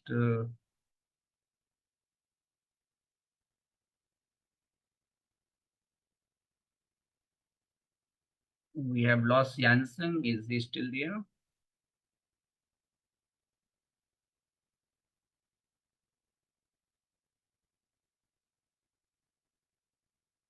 Good afternoon, Sandeep ji.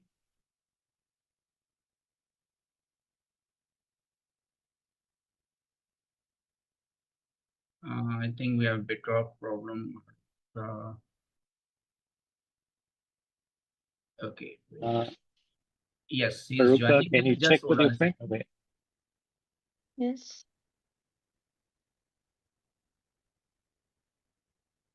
Okay, I'm sorry. There are some problem in my computer. I can't share my screen to you. And Wait, I'm sorry. wait, just a second. Miss Kodake.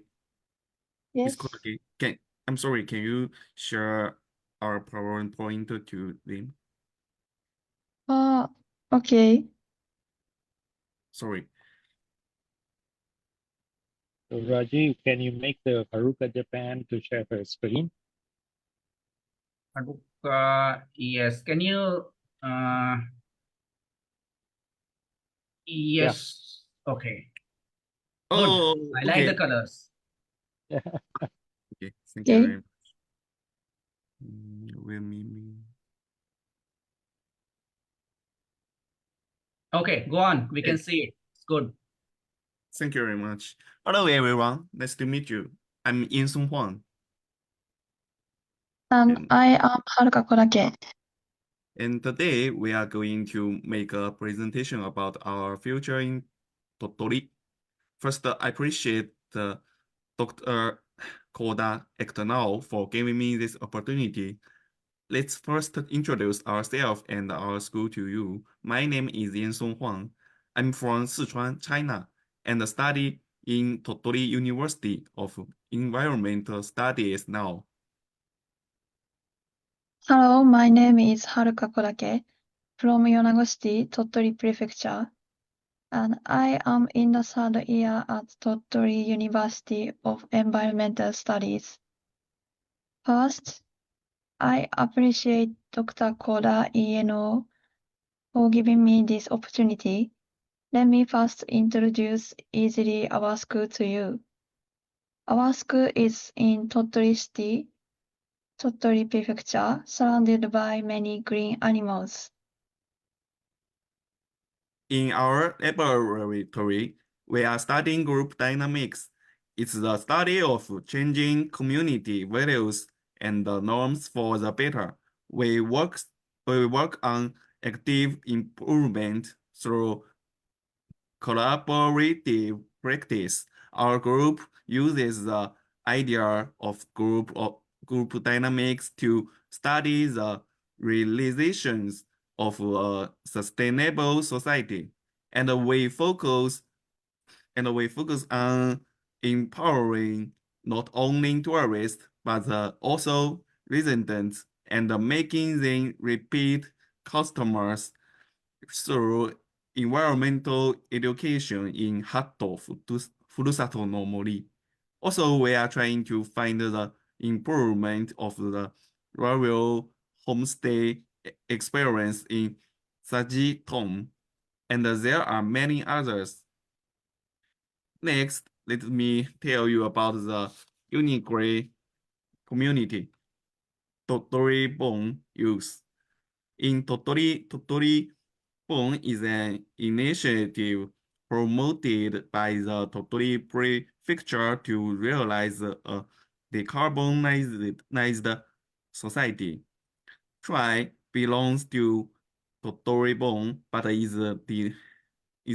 dominated by students or youth and supported from university professors and civil servants. The goal of TRI is to make society carbon neutral through various activities. People in TRI not only can participate in many different events, but also can hold events. For example, there are 3 students in TRI attended COP28 and exchanged views. Also, we are having a big event in October, and there will be a lot of people there.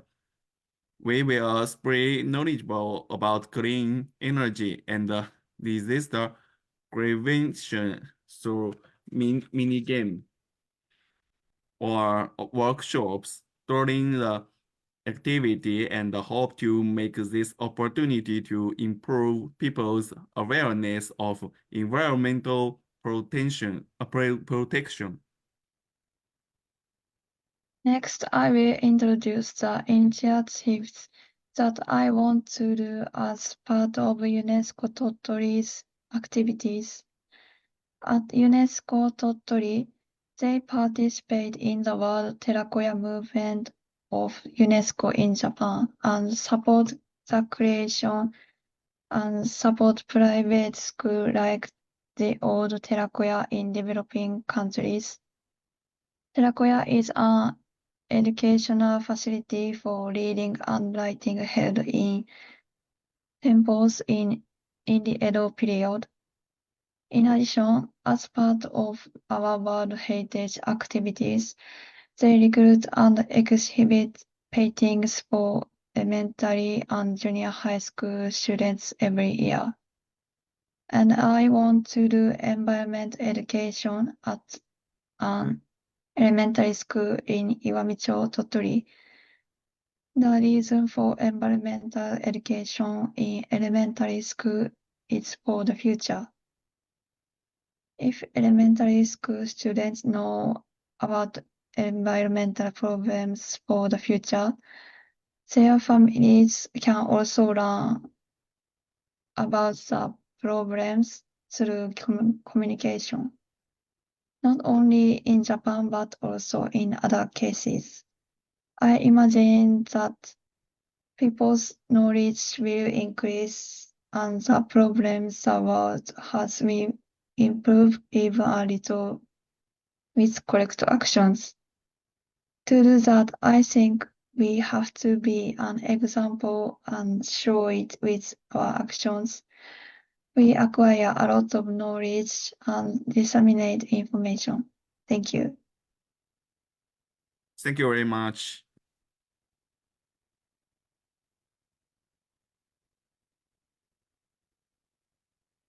Thank you very much. It's nice to hear from you, Hayuka, Yansung, and I still don't know the name of you because it is written in Japanese. So thank you so much, and thank you to Shino Koda for getting you here. And any student who wants to ask you any questions, anybody? Raise your hand. Devina, you want to ask? Yes, sir. Great. Good evening, everyone. I am Devina Uppal, student of grade 8 from the Modern School ECNCR. And I wanted to ask that what are the practices that are followed in your school and how do you manage a campaign while still being in the school? University. Please. Who would Okay. answer? Yansung, you will answer? I'm sorry, I'm not very clearly your question. What Could did you ask, please- Devina? Can you repeat it? Go slow. Yes, sir. What are the practices which are followed in your university and how do you manage a campaign while still studying? How can I manage what? I'm sorry.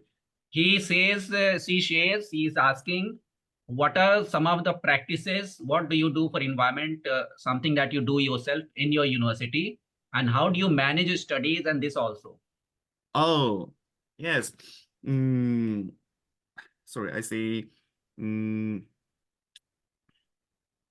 firstly, we will learning about the environment knowledgeable in university, and we will spread the knowledgeable to everyone we meet, and we will have some events, and the event who join in, they can just have fun, and how can I say? I think yeah. Well, our event is major for children because children have more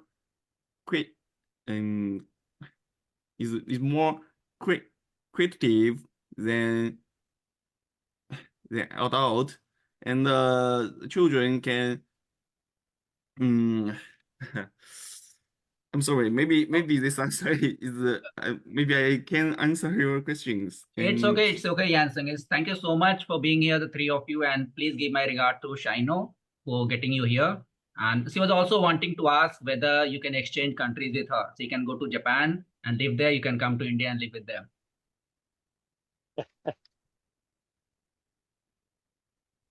Okay, it's all right. Thank you so much, and goodbye from this session right now, because we have now sessions from 5 o'clock coming up next. We had slated Mozairul Alam, who is the Climate Change Program Regional Coordinator for United Nations Environment Program. He's also currently current country head. Unfortunately, he's been traveling, so he couldn't make it live, but we'll be meeting him on 10th or 11th of this month. But we have Susan Gardner, who's the head of Ecosystem Division at United Nations Environment Program. So can I ask JK sir to play her interview? That is track V22. Susan, welcome to this event. And I just give you a brief, we are motivated, empowered by these young students who have been training for almost 7-10 days, framing questions for all difficult sorts of, all difficult questions for you and for the rest of the guests also. And for last 24 hours, most of them have been without a wink. They have been sleeping over coffee. Some of them canceled their summer vacation program to be with on the program, and the parents, they are supporting it. And I'll read out the profile in this spare 2 minutes of Susan. Susan is not just here because she is the head of Ecosystem Division of United Nations Environment Program. She's a very powerful lady in terms of the kind of work she has done. For the benefit of students and all the guests here and those who are on the live session, she is currently the director of Ecosystem Division of UN Environment Program, where she leads global programs to promote nature-based solutions for sustainable development. Her work on combating ocean pollution included leading the process that achieved a global agreement to negotiate a treaty to end plastic pollution. Hence, the theme of UN Environment Day this year is Beat Plastic Pollution. So that comes, I hope it originates from Susan. And she has 3 decades, 30 long years of experience in international environment policy, working for both the Mexican and United States government. Susan, just to let you know that just before you, a few hours before, we had Dr. Norma Munoz, who you know very well. She is advisor to the Climate Council of the President of Mexico. And she said she knows you well because probably the organization that you work for in Mexico, she was also associated there. And in these positions, Dr. Gardner has worked advanced women and girls in science. So all the girls and women in this conference, you know, she is a strong advocate for your rights also around the world. And her association with science and technology, she established the ASEAN-US Science Prize for Women. And based on her contribution to the Global Mercury Partnership and Minamata Convention, you can research and Google what is Minamata Convention. She was awarded the Global Gold Medal for exceptional services from one of the strongest organizations in the world, EPA, that is the US Environmental Protection Agency. If you read out the history of EPA, you'll be surprised they are even more powerful than the CIA and the FBI. So, and she has been given this is the highest national honor that the agency gives to anybody in this world. Her research has generated over 30 publications, including a book and book chapters on topic related to natural resource management and sustainable development. So she is not just because she's the head of UNP, she's a very, very powerful leader. She has been like that for she's like inspiration to all the girls, young students and women around the world. You can follow in her footsteps or create your own footsteps, and she'll be supportive. Susan, I am so thankful to UNEP. I have some seeding questions for you also, to you and we, not to you directly. UNEP has been very supportive of this program. When Ecosystem Decade on Restoration was launched in 2021, tagging Generation Restoration, Tim Christopherson was live from Kenya for half an hour with us, and he mentioned that it was one of the most happy programs that he ever attended during the entire day. And I know how busy UNEP is today on 5th June when the World Environment Day is being celebrated. And despite your occupation, several emails, you responded to me and you are on this program. Last year, we had Natalia Alexieva, who was attending 50 years of UNEP, and she was in Sweden, but she made sure that she sent a message to us. So I'm very supportive, very happy that UNEP is supportive of organizations like us. And I'll give you the concept of this 24-hour program. We started in 2020 when Corona happened, and we did not know what to do. So we had no physical conferences. That time we were celebrating 20 years of Environment Online, which originated in Finland. Mika is right here on your screen. And we thought about putting up a program of running around from the first tree planting ceremony in New Zealand, one of the islands near New Zealand, and then run it through the world. And it was successful. And then we thought we can create a platform for people who don't have access to exposure. I mean, lots of people get exposed to activities that their actions get highlighted, but they are young students who do a lot of work. They are not listened to, they are not heard to, and it has become the strongest platform. So I'll be coming to those questions again to you, but the floor is to you. I know you're in tight schedule. You will speak for 10 minutes and 10 minutes for question answer, and 10 minutes I have some seeding videos for you, and then 12 o'clock we call it a night. But thanks to UNEP, thanks to Susan and the entire team at UNEP that is very supportive, and we are grateful for that. Susan. Well, Rajiv, thank you so much for that very generous introduction. And truly, it's my pleasure to be here, not only for World Environment Day, but just to be a part of this incredible 24-hour event. I'm really impressed with how you've been able to continue to keep this up and watch it grow. And so thank you for inviting me to speak a bit on, particularly on generation restoration. As you know, UNEP has led World Environment Day since 1973. And it is our moment to drive a global call for action for all of us. And right now, more than ever, we know that we need this clearly. Just last November, when governments were joining together in Egypt to talk about how to take action to reduce climate change at the climate conference, our global population reached 8 billion people with the birth of a baby girl that was born in Manila. And so now our world has 8 billion people who have the right to shelter, to nutritious food, to clean water. And just last July, the UN General Assembly acknowledged the human right to a healthy environment. So it was at that meeting in Sharm el-Sheikh that the UN Secretary General asked, how will we answer when baby 8 billion is old enough to ask, what did you do for our world and for our planet when you had the chance? But he also said, the good news is that we know what to do, and we have the financial and technical tools to get the job done. So one of those tools that I'd like to talk about today is restoration. We need to not only sustainably manage and conserve what we have in the environment, what is still in good shape, but we also have to restore what we've lost. And it was 2 years ago on World Environment Day 2021 that we launched the UN Decade on Ecosystem Restoration that aims to reverse the damage that we've caused to nature.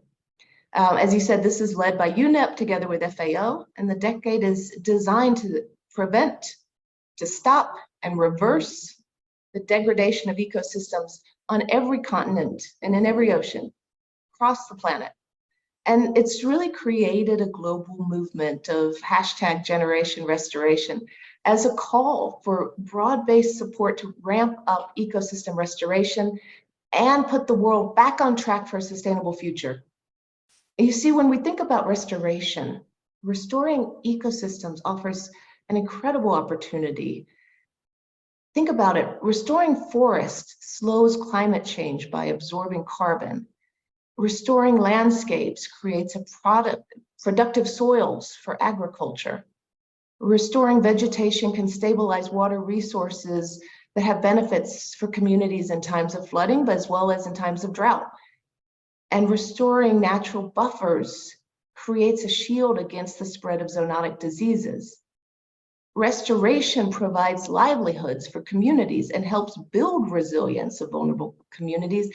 And every dollar that we invest in restoration creates up to $30 in economic benefits. If we are carefully planning and restoring 15%, just 15% of our converted lands, if we do that together with stopping any further destruction of natural ecosystems, we could avoid 60% of the anticipated species extinctions.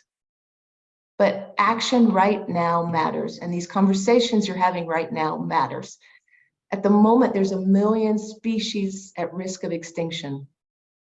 Last December, at the conference of the Convention on Biological Diversity, close to 190 countries came together in Montreal to adopt the Combing Montreal Global Biodiversity Framework. And this was a milestone in the international efforts to halt and reverse the loss of biodiversity, like a new era for nature, in the same way that the 2015 Paris conference did for climate. This decision actually establishes for all of us this roadmap to ensure that by 2050, biodiversity is valued, conserved, and restored, and wisely used, so that we're maintaining ecosystem services and having benefits that are essential for all people. It lays out in this framework 23 action-oriented global targets, and it's describing what we need to do now, this decade, before 2030, to achieve this vision: conserving and sustainably using biodiversity, ensuring the fair and equitable sharing of benefits of the genetic resources of biodiversity, while providing the necessary means of implementation. So to align with this vision, there's a number of things that clearly need to be done, that's for sure. And so I'd just like to highlight 4 of those. First is that we need a food system transformation. Our food systems are deeply dependent on nature for ecosystem services. Think about soil nutrition, think about irrigation, pollination, pest control, and the whole range of ecosystem services that support food production. More than 75% of the world's food crops rely, at least in part, on pollination by insects or birds or other animals. And yet, the way we're producing food right now is responsible for about 60% of global biodiversity loss. So everyone wins when we transition our food systems to farming in a way that's more biodiversity supportive. And we're working at UNEP to develop some of those approaches, agroecological approaches that work with nature to support resilient and genetically diverse crop species or livestock and soil microbes for more productive fields, which produce more nutritious food and create better livelihoods for communities. Now, the second thing I want to talk about is in line with the focus of this year's World Environment Day and this theme of beat plastic pollution.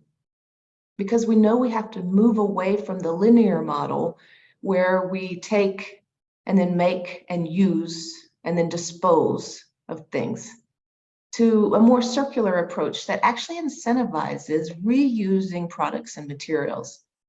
Because currently there's an estimated 11 million tons of plastics that flows into the ocean every year. But research shows that if we use a comprehensive circular economy type approach, we could actually reduce the volume of plastic that enters the ocean by more than 80% over the next 20 years. And with those efforts, we could save governments $70 billion during that time frame. So again, it's a win-win. And last week, countries were all together in Paris to discuss how to put an end to plastic pollution. This meeting was a result of a historic resolution that was adopted last year at the UN Environment Assembly, right here in Nairobi, where I'm talking to you from. And it calls for negotiation of an international, legally binding instrument to address the full life cycle of plastics. We know this is the type of comprehensive approach that is needed to truly beat plastic pollution. The third thing I want to highlight is that we need massive shifts in financing. By 2030, investment in nature-based solutions needs to at least triple if the world's going to meet our biodiversity targets, but also our climate change and land degradation targets, and to really empower the full potential of ecosystem services for sustainable development. And finally, we need to promote quality as well as quantity in our conservation and restoration efforts, which means ensuring that there's equitable, inclusive, and gender-responsive participation in decisions, with full protection of environmental human rights defenders, and safeguarding and empowering the leadership of Indigenous peoples and local communities in order to incorporate the knowledge that they've distilled over millennia through their close relationship with knowledge and the wisdom that comes from that. One of my favorite quotes comes from the Kenyan environmentalist and Nobel laureate Wangari Maathai, who created the Green Belt movement, organizing women's group to plant trees to both restore the environment and improve their quality of life. And she said, "Today we're faced with a challenge that calls for a shift in our thinking so that humanity stops threatening its life support system. We're called to assist the earth to heal her wounds and in the process, heal our own." And the beauty of restoration is it actually conveys this message of hope, and it can happen at any scale. So for all of us, all of you, a backyard plot, a city park, a river valley, a national forest, or a globally threatened ecosystem. The second target of the Global Biodiversity Framework calls for at least 30% of areas under effective restoration, including terrestrial, inland water, marine, and coastal ecosystems. And now we know this is no small task. Biodiversity loss, climate change, plastic pollution are all symptoms of an unhealthy relationship with nature. And it's time that we heal that relationship. Achieving successful restoration at the scale that we need requires deep societal and economic changes. To truly restore the planet takes a concerted effort of the whole of government and whole of society. So we need communities and activists, women, youth, Indigenous groups, private companies, financial investors, researchers, governments at all levels, all together rolling up their sleeves. And this means that everybody can get involved. We all have a role to play. We can choose individually, we choose how we consume and what we throw away.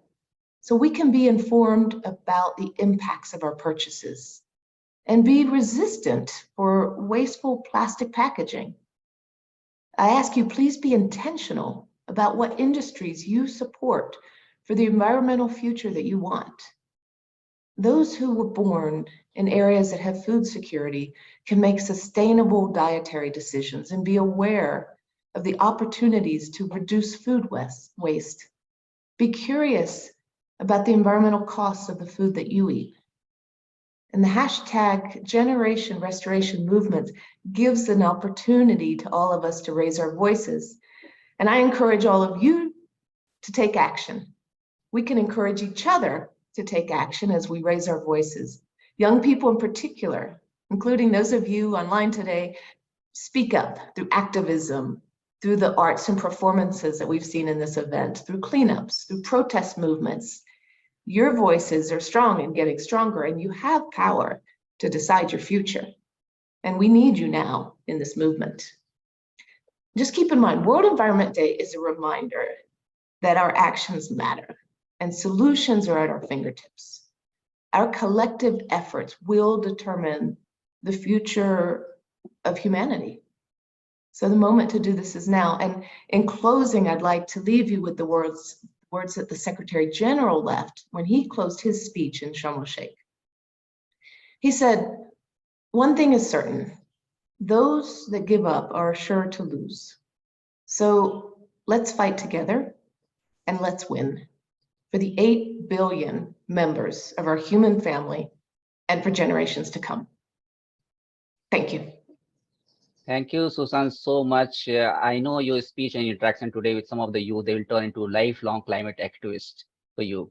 I will have a short couple of questions for you and maybe short answer, because if you're short of time, then I have two students will be putting up questions to you. And then we would like you to see some videos, a song that was entirely composed on beat plastic pollution by entirely amateur staff, students. And if we shoot over a time bit of it, I hope you stay back until that song finishes. I will have one student each from two schools that are currently participating from Chandigarh, and one from modern school in Delhi, one Brookfield International School, our host school in Chandigarh. But I want to put a question, and maybe a short answer is required. Despite everything, I know UNEP works under a lot of pressure because you also need funding, and you work with the government that composed of UNEP in the first place. So obviously you can evade direct answers, but maybe, do you think strong government sometimes a strong threat to nature? You know, governments are strong, and suddenly they decide that they'll pull out the Paris Agreement. Suddenly they decide they'll cut down the Amazon forest, and they do away with all the years of work of entire community, global community. So do you think yes or no will be sufficient? Do you think very strong government sometimes a very great threat to nature itself? Because they can, you see what is happening in Ukraine these days. I mean, without being political, a short answer, you can accept the answer if you're not comfortable with that. Hard to have a short answer to such an important question, Rajiv, but I would say strong governments are strong because they're made up of strong people, and strong nations are the reflection of the people in that country. So as all of you demand and step up for what you know needs to be done for your future, for the planet that is the current leadership will leave you this planet with positive and negative things, with the qualities and the power of nature, but also in the things that you're going to be left to have to fix. So I would say that strong nations and strong people have fantastic opportunities to make big differences.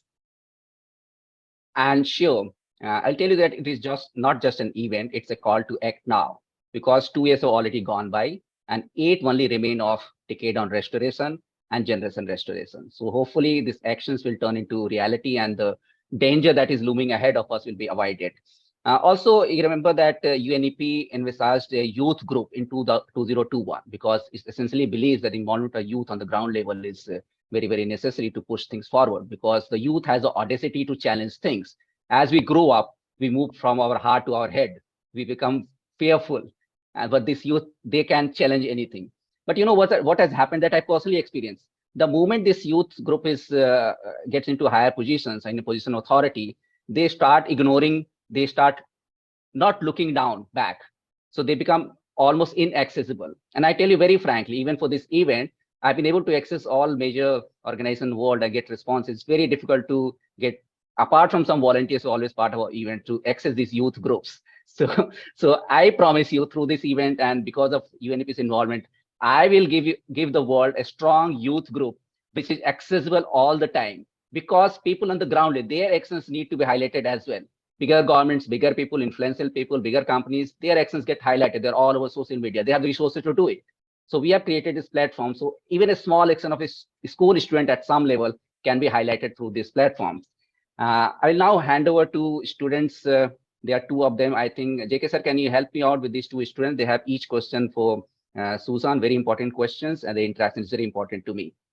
JK sir, I think it's, I'll just Greetings of the day, everyone. Akshit, you can ask question for ma'am. Thank you so much, sir. Greetings of the day, everyone. First of all, ma'am, it's an honor to ask your question, and I was so empowered to listen to your speech. So as a green warrior, my question to you is that, do you believe UN, whereas UNEP, can achieve the sustainability development goals by 2030?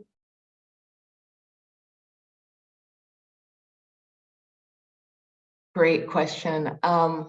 Well, the UN system, we're here to support member states. So the member states make the decision about what future they want, and they ask us to help them through convening, through bringing information, through helping to give advice. But we are a reflection of the ambition of the governments of the whole world. And so are we on track to complete the Sustainable Development Goals? No, not right now. And this fall will be a Sustainable Development Summit that the Secretary General is hosting in New York to draw attention to that. The Food Systems Summit just a couple years ago is having a stocktake moment this summer in Rome in July. And also to be taking stock of where we are on progress of what we said, what governments said they wanted to do, and how much progress they've achieved. And that's the role of the UN, is to help keep track of what governments want to achieve and the progress they're making, and design the pathways that governments can choose to take to get to the places where they know the world needs to go. So we have more to do, but we still have 7 years. So if we act now, we can really get ourselves much more closer to track. Thank you for that question. So much. Thank you so much for your answer. Thank you, Susan, for using our key phrase. Secretary General also used the word act now in one of his liners quotations. We have been using that. And Barminda? Yes, sir. A very good morning from India, ma'am. It is an honor to be here with you. Thank you for your pearls of wisdom. Very enlightening speech. Ma'am, my question to you is that the success of ecosystem restoration depends on clear political will, right? So how do you think the United Nations Environmental Program can get its ideas passed through the hardcore walls of those countries that lack the strong political will which we strive for? Well, part of it is conversations like this one, talking about it. Part of it is showing good information that is important for the governments in terms of their decisions. So we know that when you invest in nature, you actually have returns on that investment that benefit communities, local communities. And so it needs to be part of a development pathway. But governments need that information. So if they understand that they have two choices, they can create jobs in ways that destroy the environment, or they can create jobs that actually has a long-term benefit for the environment, and at the same time will create a whole lot of other co-benefits, then the economics of those decisions begin to shift. So one of the things we're trying to ensure that we're there to support countries with is giving them solutions that make sense for people, as well as the environment and biodiversity, that help reduce climate change, as well as help ensure reduction of pollution, and that are in the best economic and environmental and social interest of the country's development. When you can really make that case well to government and to society, then it makes it easier to make those decisions politically.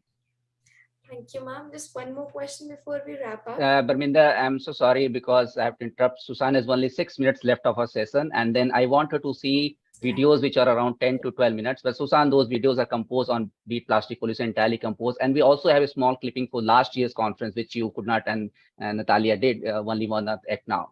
But before that, I request JK sir to put in a gallery mode. So you'll click a screenshot because these kids are going to frame it up and put in their drawing rooms and living rooms over there. So we'll take the screenshot and we'll play out the videos. Sushan, the videos you watch till the end of it will exceed your session by 6 or 7 minutes, but hopefully you will stay back to see them. And then many, many thanks to UNEP, and I'll be getting in touch with you all over again. So JK sir, put in a gallery mode. Let us take a screenshot. Let us play out the video in the sequence that I gave you.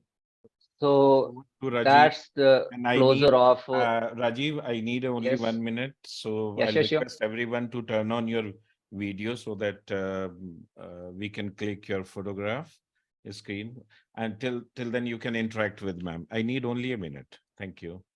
Thank you, Susan, so much. And I have some bad news for you. One of the girls on this panel has been bugging me for last 24 hours.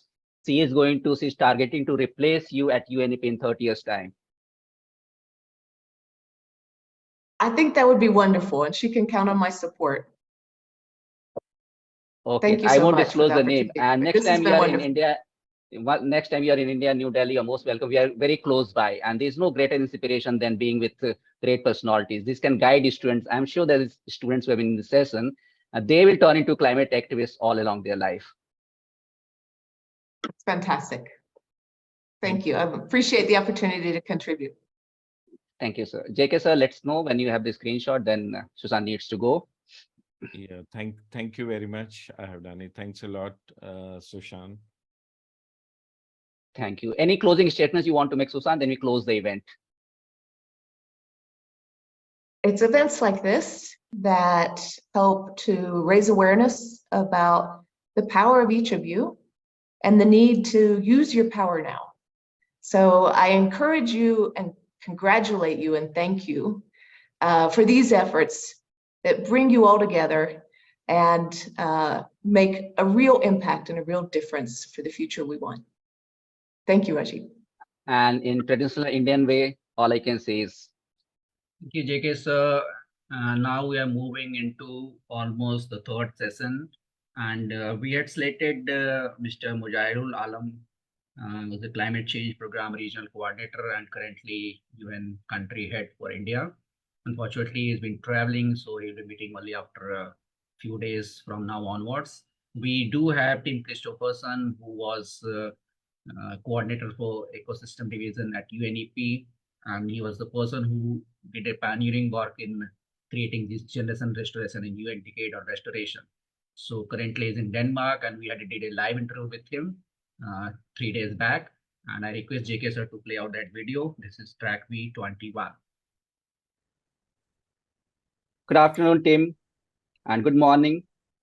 Today we are happy to have Tim Christopherson with ACT Now once again. Currently, Tim is the board member for UN Decade on Restoration and vice president at Salesforce. Tim has devoted nearly his entire professional life to climate and nature, working different capacities at European Union, IUCN, and United Nations Environment Program. A crusader for serious corporate climate funding, Tim was crucial behind the hashtag Generation Restoration. In 2021, in the year United Nations General Assembly proclaimed UN Decade on Restoration, which is a 10-year time frame to get our actions right, Tim was live with us from UNEP headquarters in Kenya in the second version of this event. It was titled Peace is Green, Every Act Matters. ACT Now welcomes you, Tim. We are very thankful to you for taking time out from your very busy schedule to chat with two of very young students, 13-year-old Barminder Kaur and 13-year-old Mahi Sood, both students of the Model School, ECNCR, Delhi. Can you let us know where you are at the moment and if you have any opening statements? Thank you, Rajiv, and hello, Barminder and Mahi. Very nice to meet you. I'm calling in from my family farm in Denmark. We are in the south of Denmark, and we're restoring a piece of land here that we bought 3 years ago, including planting a lot of trees here, fruit trees, and we planted a forest last year and established a lake on one of the fields. So I'm calling from my family farm. That's great. I was in Copenhagen some time back, and the city struck me because it's probably one of the very few capitals in the world which has preserved its natural beauty. It hasn't fiddled around with the buildings, the structure of the buildings, and the architecture plan. So that's very nice. My first question, then I'll hand it over to you, our young students. We have already completed 1/3 of UN Decade on Restoration, which is third year, and it's a 10-year time frame. Are you personally happy with the pace of change it might have impacted? So there's a saying that we often overestimate what we can do in a year, but we underestimate how much we can do in a decade. I'm personally very happy with the pace at which the UN Decade is picking up, because I see the pace accelerating almost exponentially. It was very slow in the first year and then picked up in the second year. And now we're in year 3 of implementation, and we are I'm very happy with the emergence of a global restoration economy. There's a lot of businesses that are now shifting their purpose. There's a lot of subsidies that still need to be shifted from fossil fuels or other harmful activities towards restoration or other beneficial activities. But that is starting to happen now, and we're not even halfway through the decade, and the pace is picking up. That's natural because you are a stubborn climate optimist, and so are we.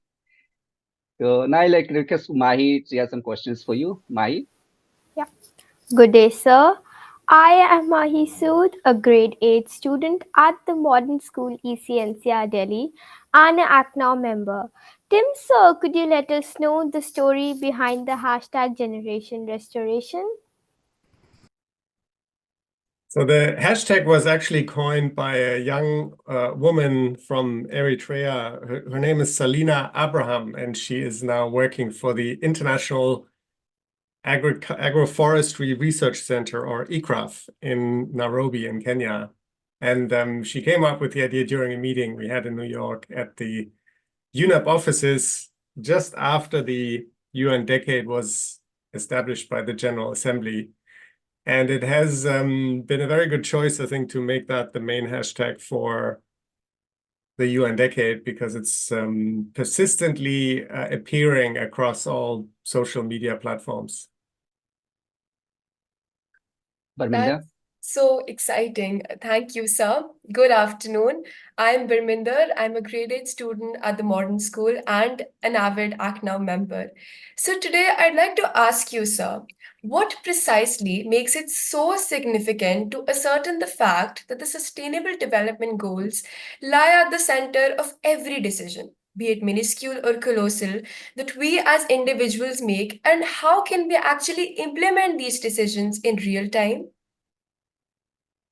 The Sustainable Development Goals, as you know, there are 17 goals and there's 169 targets. So there's a lot to take in for individuals.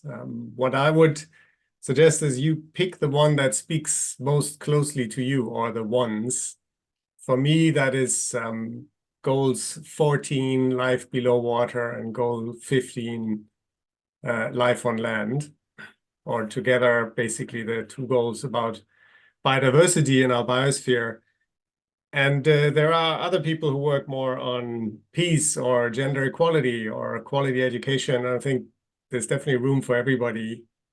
But I would say, you go through the list and then you say which ones speak to me, and you put your effort behind those. And they can then be broken down into manageable aspects like restoration of forests, where we put a lot of focus as a business, as Salesforce, through the Trillion Trees initiative. And we also have a lot of activities on the ocean.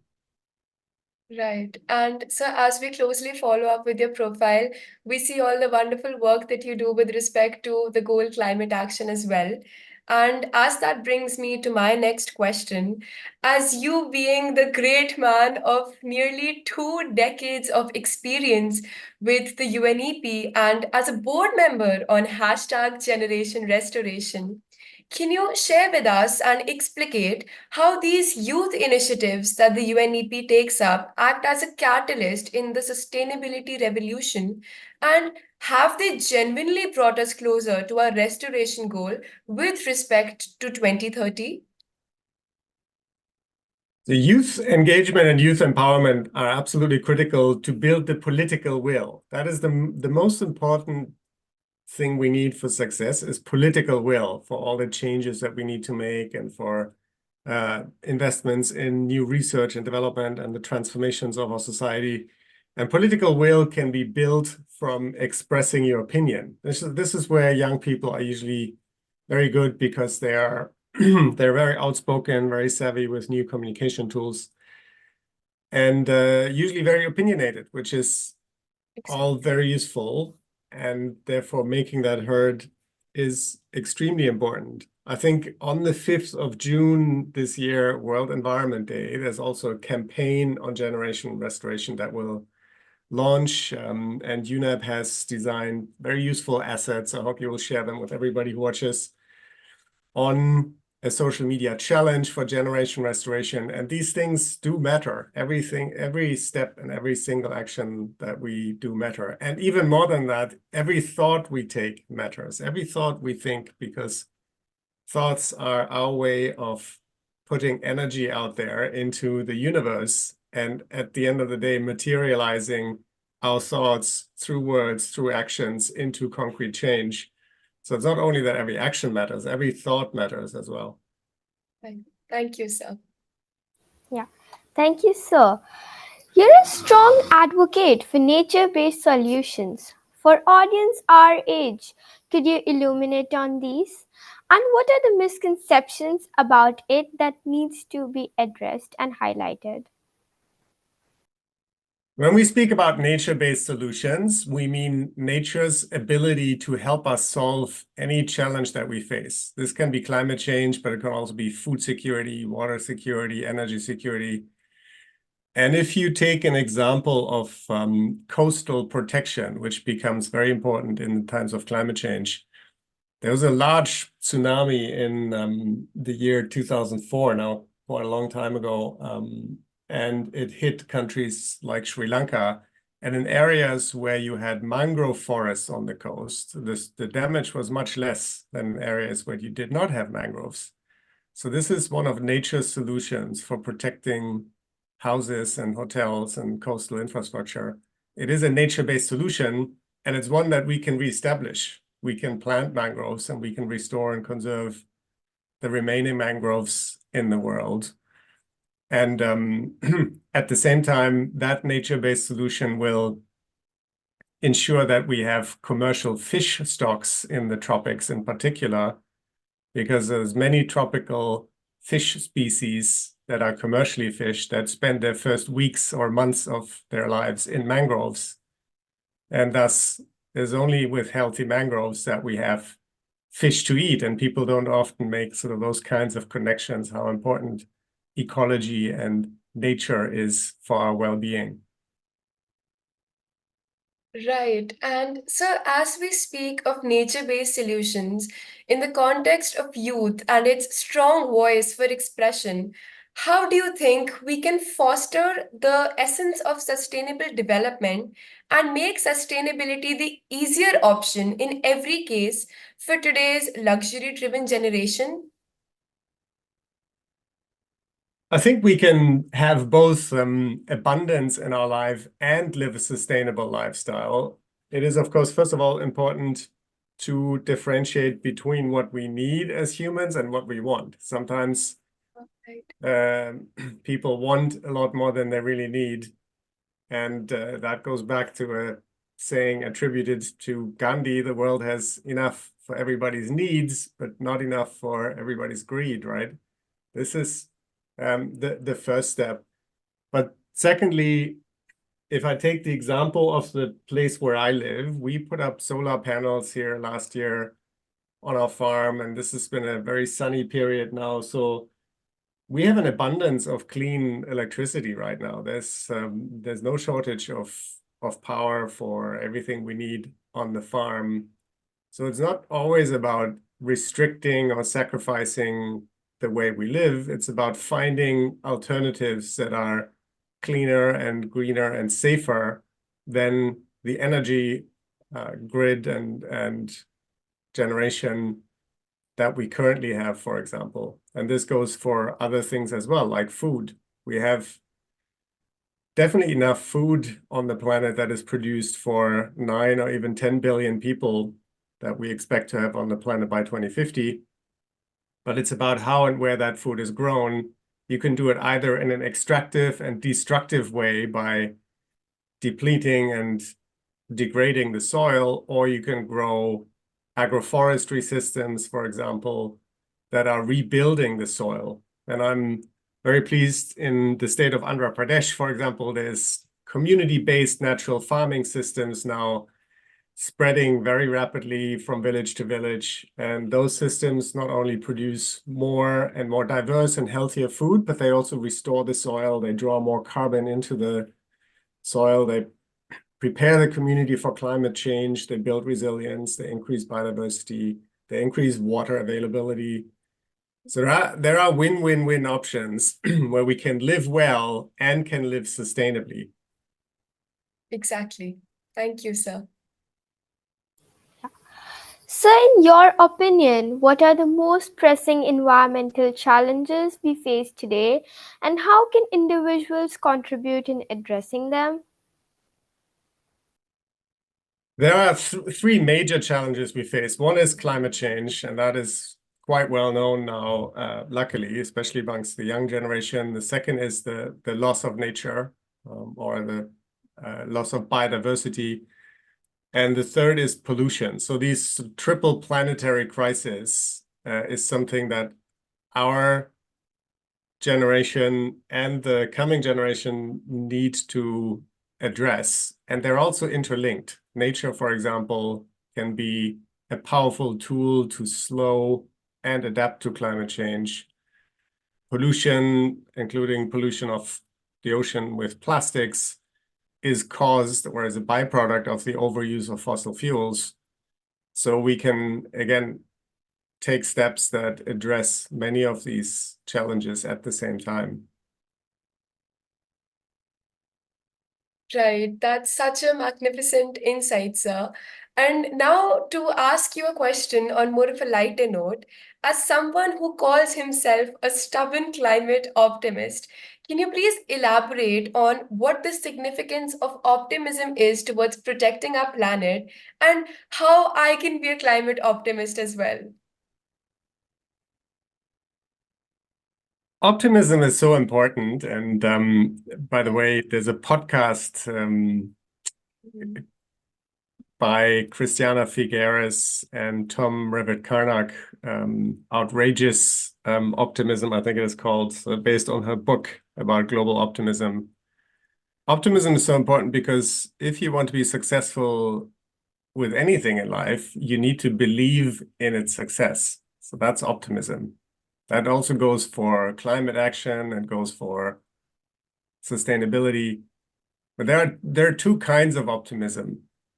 There's a very smart economist called Paul Romer who has defined these two kinds of optimism.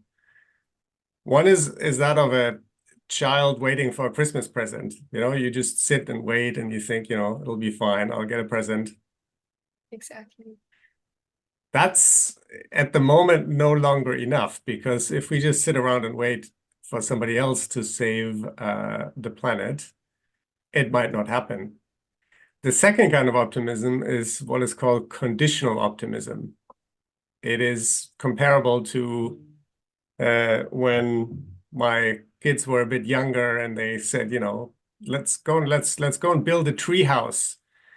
And then started to look around for the tools and the boards and the nails and the hammer and everything we need, and getting myself and their siblings and others to help, and getting the neighbors to collaborate. And that is conditional optimism. You believe that you can do it, but you also make sure you have the resources and the help and the tools, and you take action. That is conditional optimism. And that's very powerful. That's a form of optimism we can all cultivate. And the nice thing about it is the more action you take, the more optimistic you become, because action generates hope, and hope generates more action. So it is a virtuous cycle that we can all enter into. Right. Thank you, sir. That's Tim, very nicely put. I mean, when you spend all your life into nature and climate, things come out so naturally to you. So I have two pertinent questions. I mean, they're not easy questions, but as the head of the climate branch at UNEP, and you have been with UNEP for such a long time, what were your some biggest challenges in that role, the last role that you led? And I'm not asking about challenges. I'm asking about challenges which have nothing to do with climate or environment.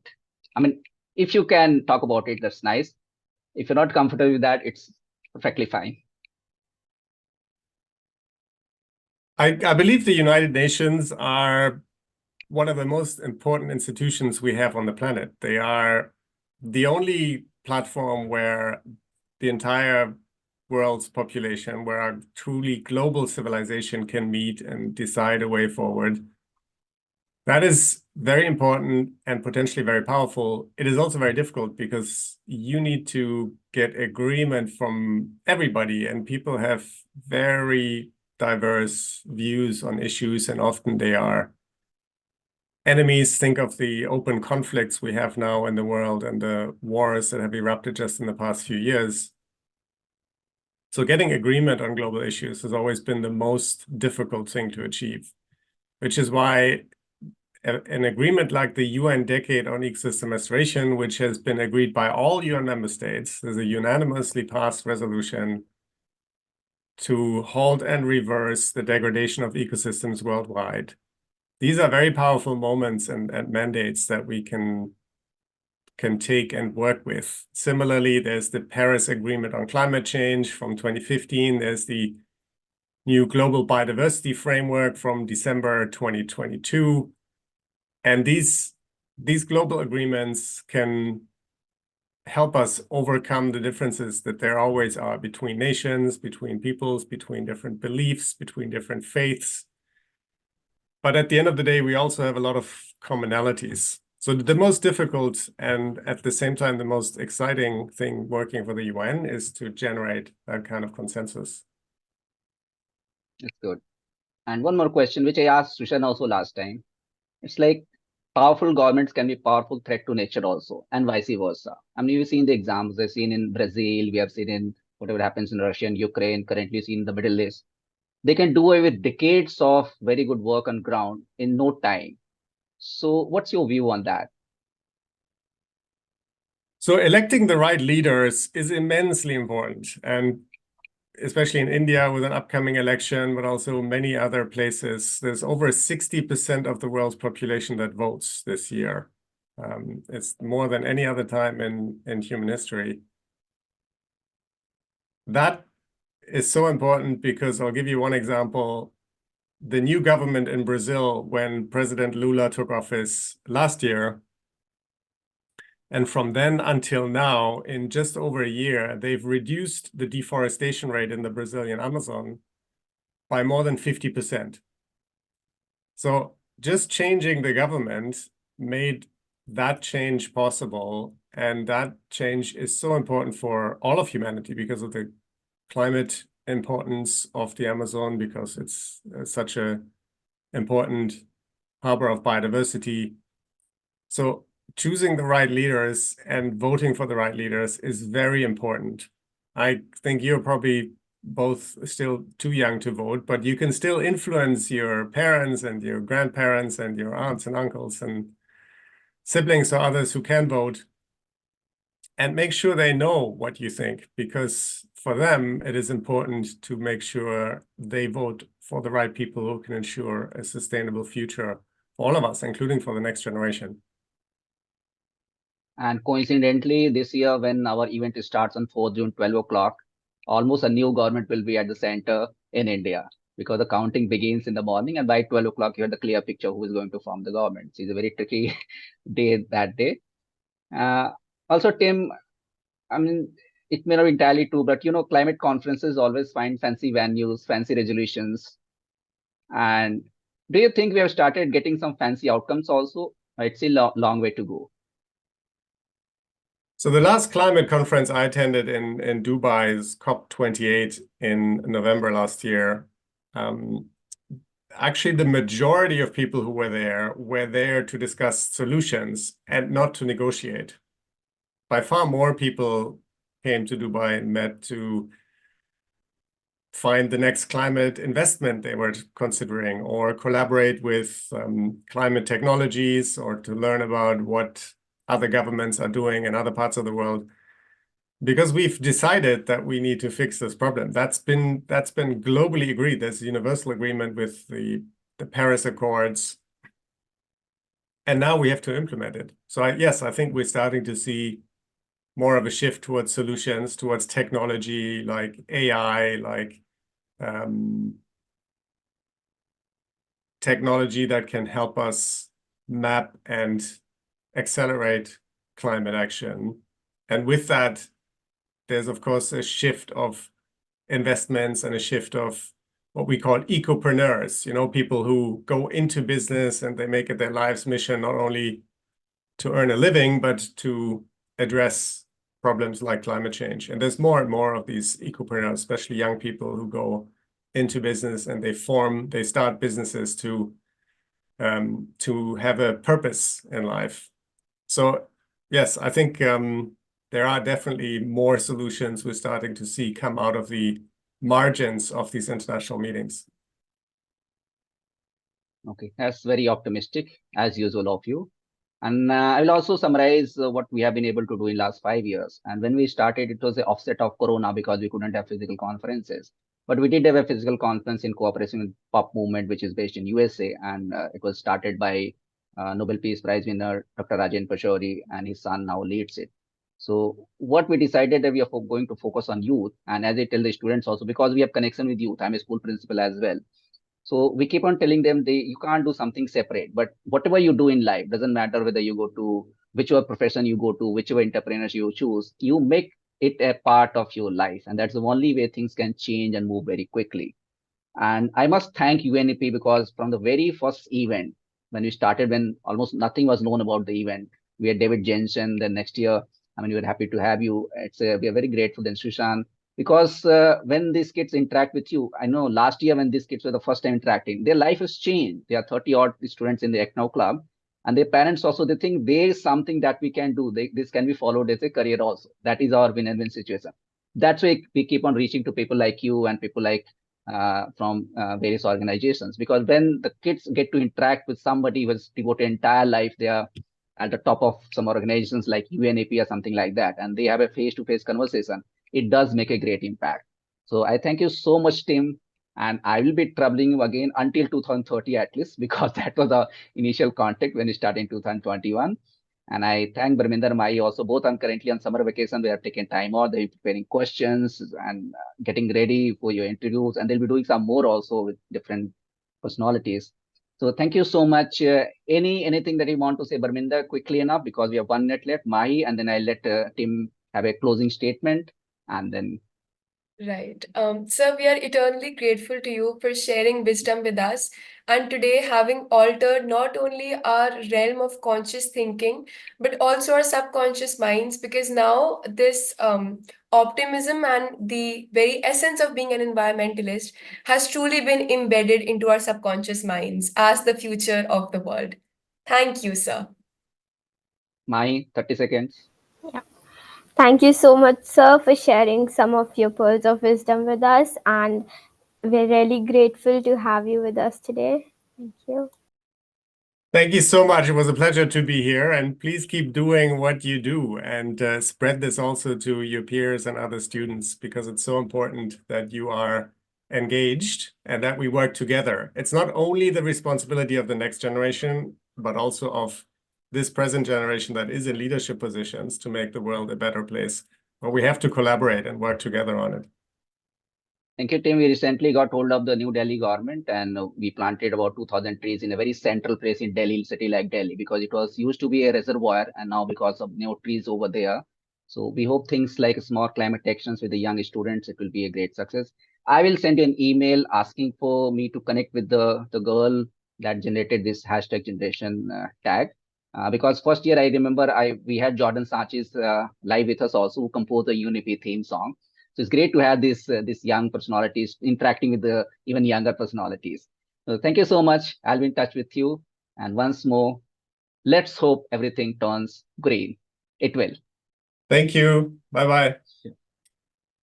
Thank you, JK sir. Thank you so much. We have lots of guests from so many countries, so many students, and we have completed second session of this Megathon 5th edition of this largest and longest environment online conference. And I'll be now requesting Ronnie sir, because he'll be interacting with these kids and guests from now onwards for the session.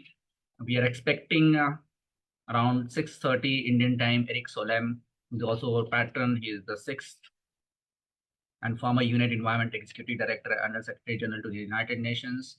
He is currently in Beijing, traveling, having preparations for tomorrow World Environment Day, but hopefully he will be able to join. He has a late night dinner in China itself, in Beijing itself. And we have these youth speakers from Taiwan, Romania, Italy, Vietnam, Sri Lanka, and Myanmar. So there's going to be very interesting presentations and sessions. We'll have Uros Popadik in the session at about 8:20 Indian time. He's from Serbia. He's a peace scholar, security scholar, political scientist, and very young, fine gentleman. At 8:30, we'll have Dr. Priyanka Kocher, who is not only an architect she makes sustainability architectural designs, and she's a mentor for Pop Habitat also. So this 3-hour session is going to be very, very interesting, followed by even more interesting session, followed by even more interesting sessions tomorrow.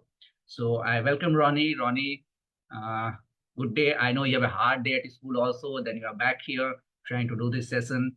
And at the end of this session and the beginning of the new session, I would like to at least request JK sir to play at least 2 videos, one for all these students in this school theme song. And Ronnie sir, can I request you to get the students, Indian students also to interact if they are there, because they is a very attractive session. Of course, they have session in the night as well. So take your call, whichever you want to do it. I would like to show you 2 videos and then you can take it over. One video is our theme song, but before that, we'll show a dance video by Modern School ECNCR kids. This is V31 followed by V1.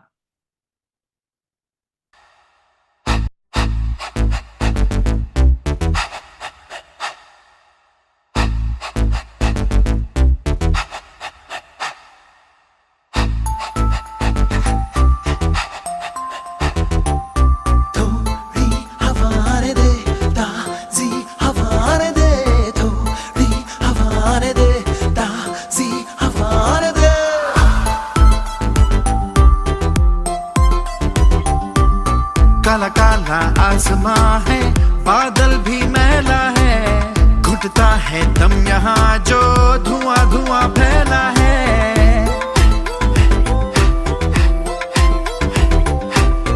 काला काला आसमां है, बादल भी मैला है, घुटता है दम यहाँ जो धुआं धुआं फैला है।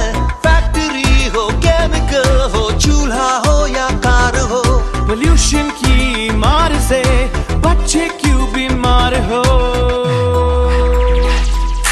थोड़ी हवा ने दे, ताज़ी हवा ने दे, थोड़ी हवा ने दे, ताज़ी हवा ने दे, थोड़ी हवा ने दे, ताज़ी हवा ने दे।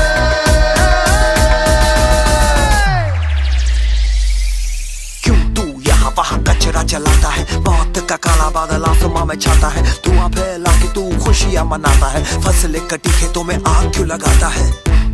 चल हवा ने दे, जरा हवा ने दे। पैदा होती हरे हरे ट्री में, कुदरत देती हवा हवा फ्री में, हमको उसका मोल नहीं है जो भी हमें मिले इसी में। मत घूम तू ऐसे हरी में, हवाओं को दे जगह वारी में, ऐसा ना हो जिंदगी खो जाए अपनी बेकार के इस हड़बड़ी में। चल हवा ने दे, जरा हवा ने दे। चिड़ियों को पंछियों को आसमां में आने दे, नए नए पेड़ों पे उन्हें घोंसले बनाने दे। ट्रैफिक में अटकी सांसों को घर उनके जाने दे, जहर की मौत ना दे तो जीने के बहाने दे। थोड़ी हवा ने दे, ताज़ी हवा ने दे, थोड़ी हवा ने दे, ताज़ी हवा ने दे, थोड़ी हवा ने दे, ताज़ी हवा ने दे।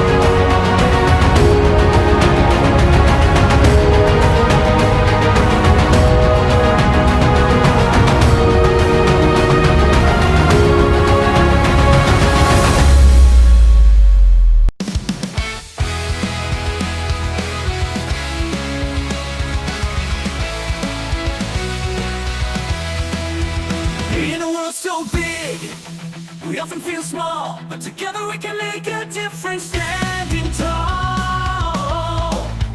With every step we take, we're creating change, and now's the voice that echoes through the range. Rise up, let's make a stand for the earth and all its wonders. Hand in hand with the future, we hold the key. Together we can save the world, you and me. Ooh, yeah. Through the power of knowledge, we're lighting minds, spreading the message.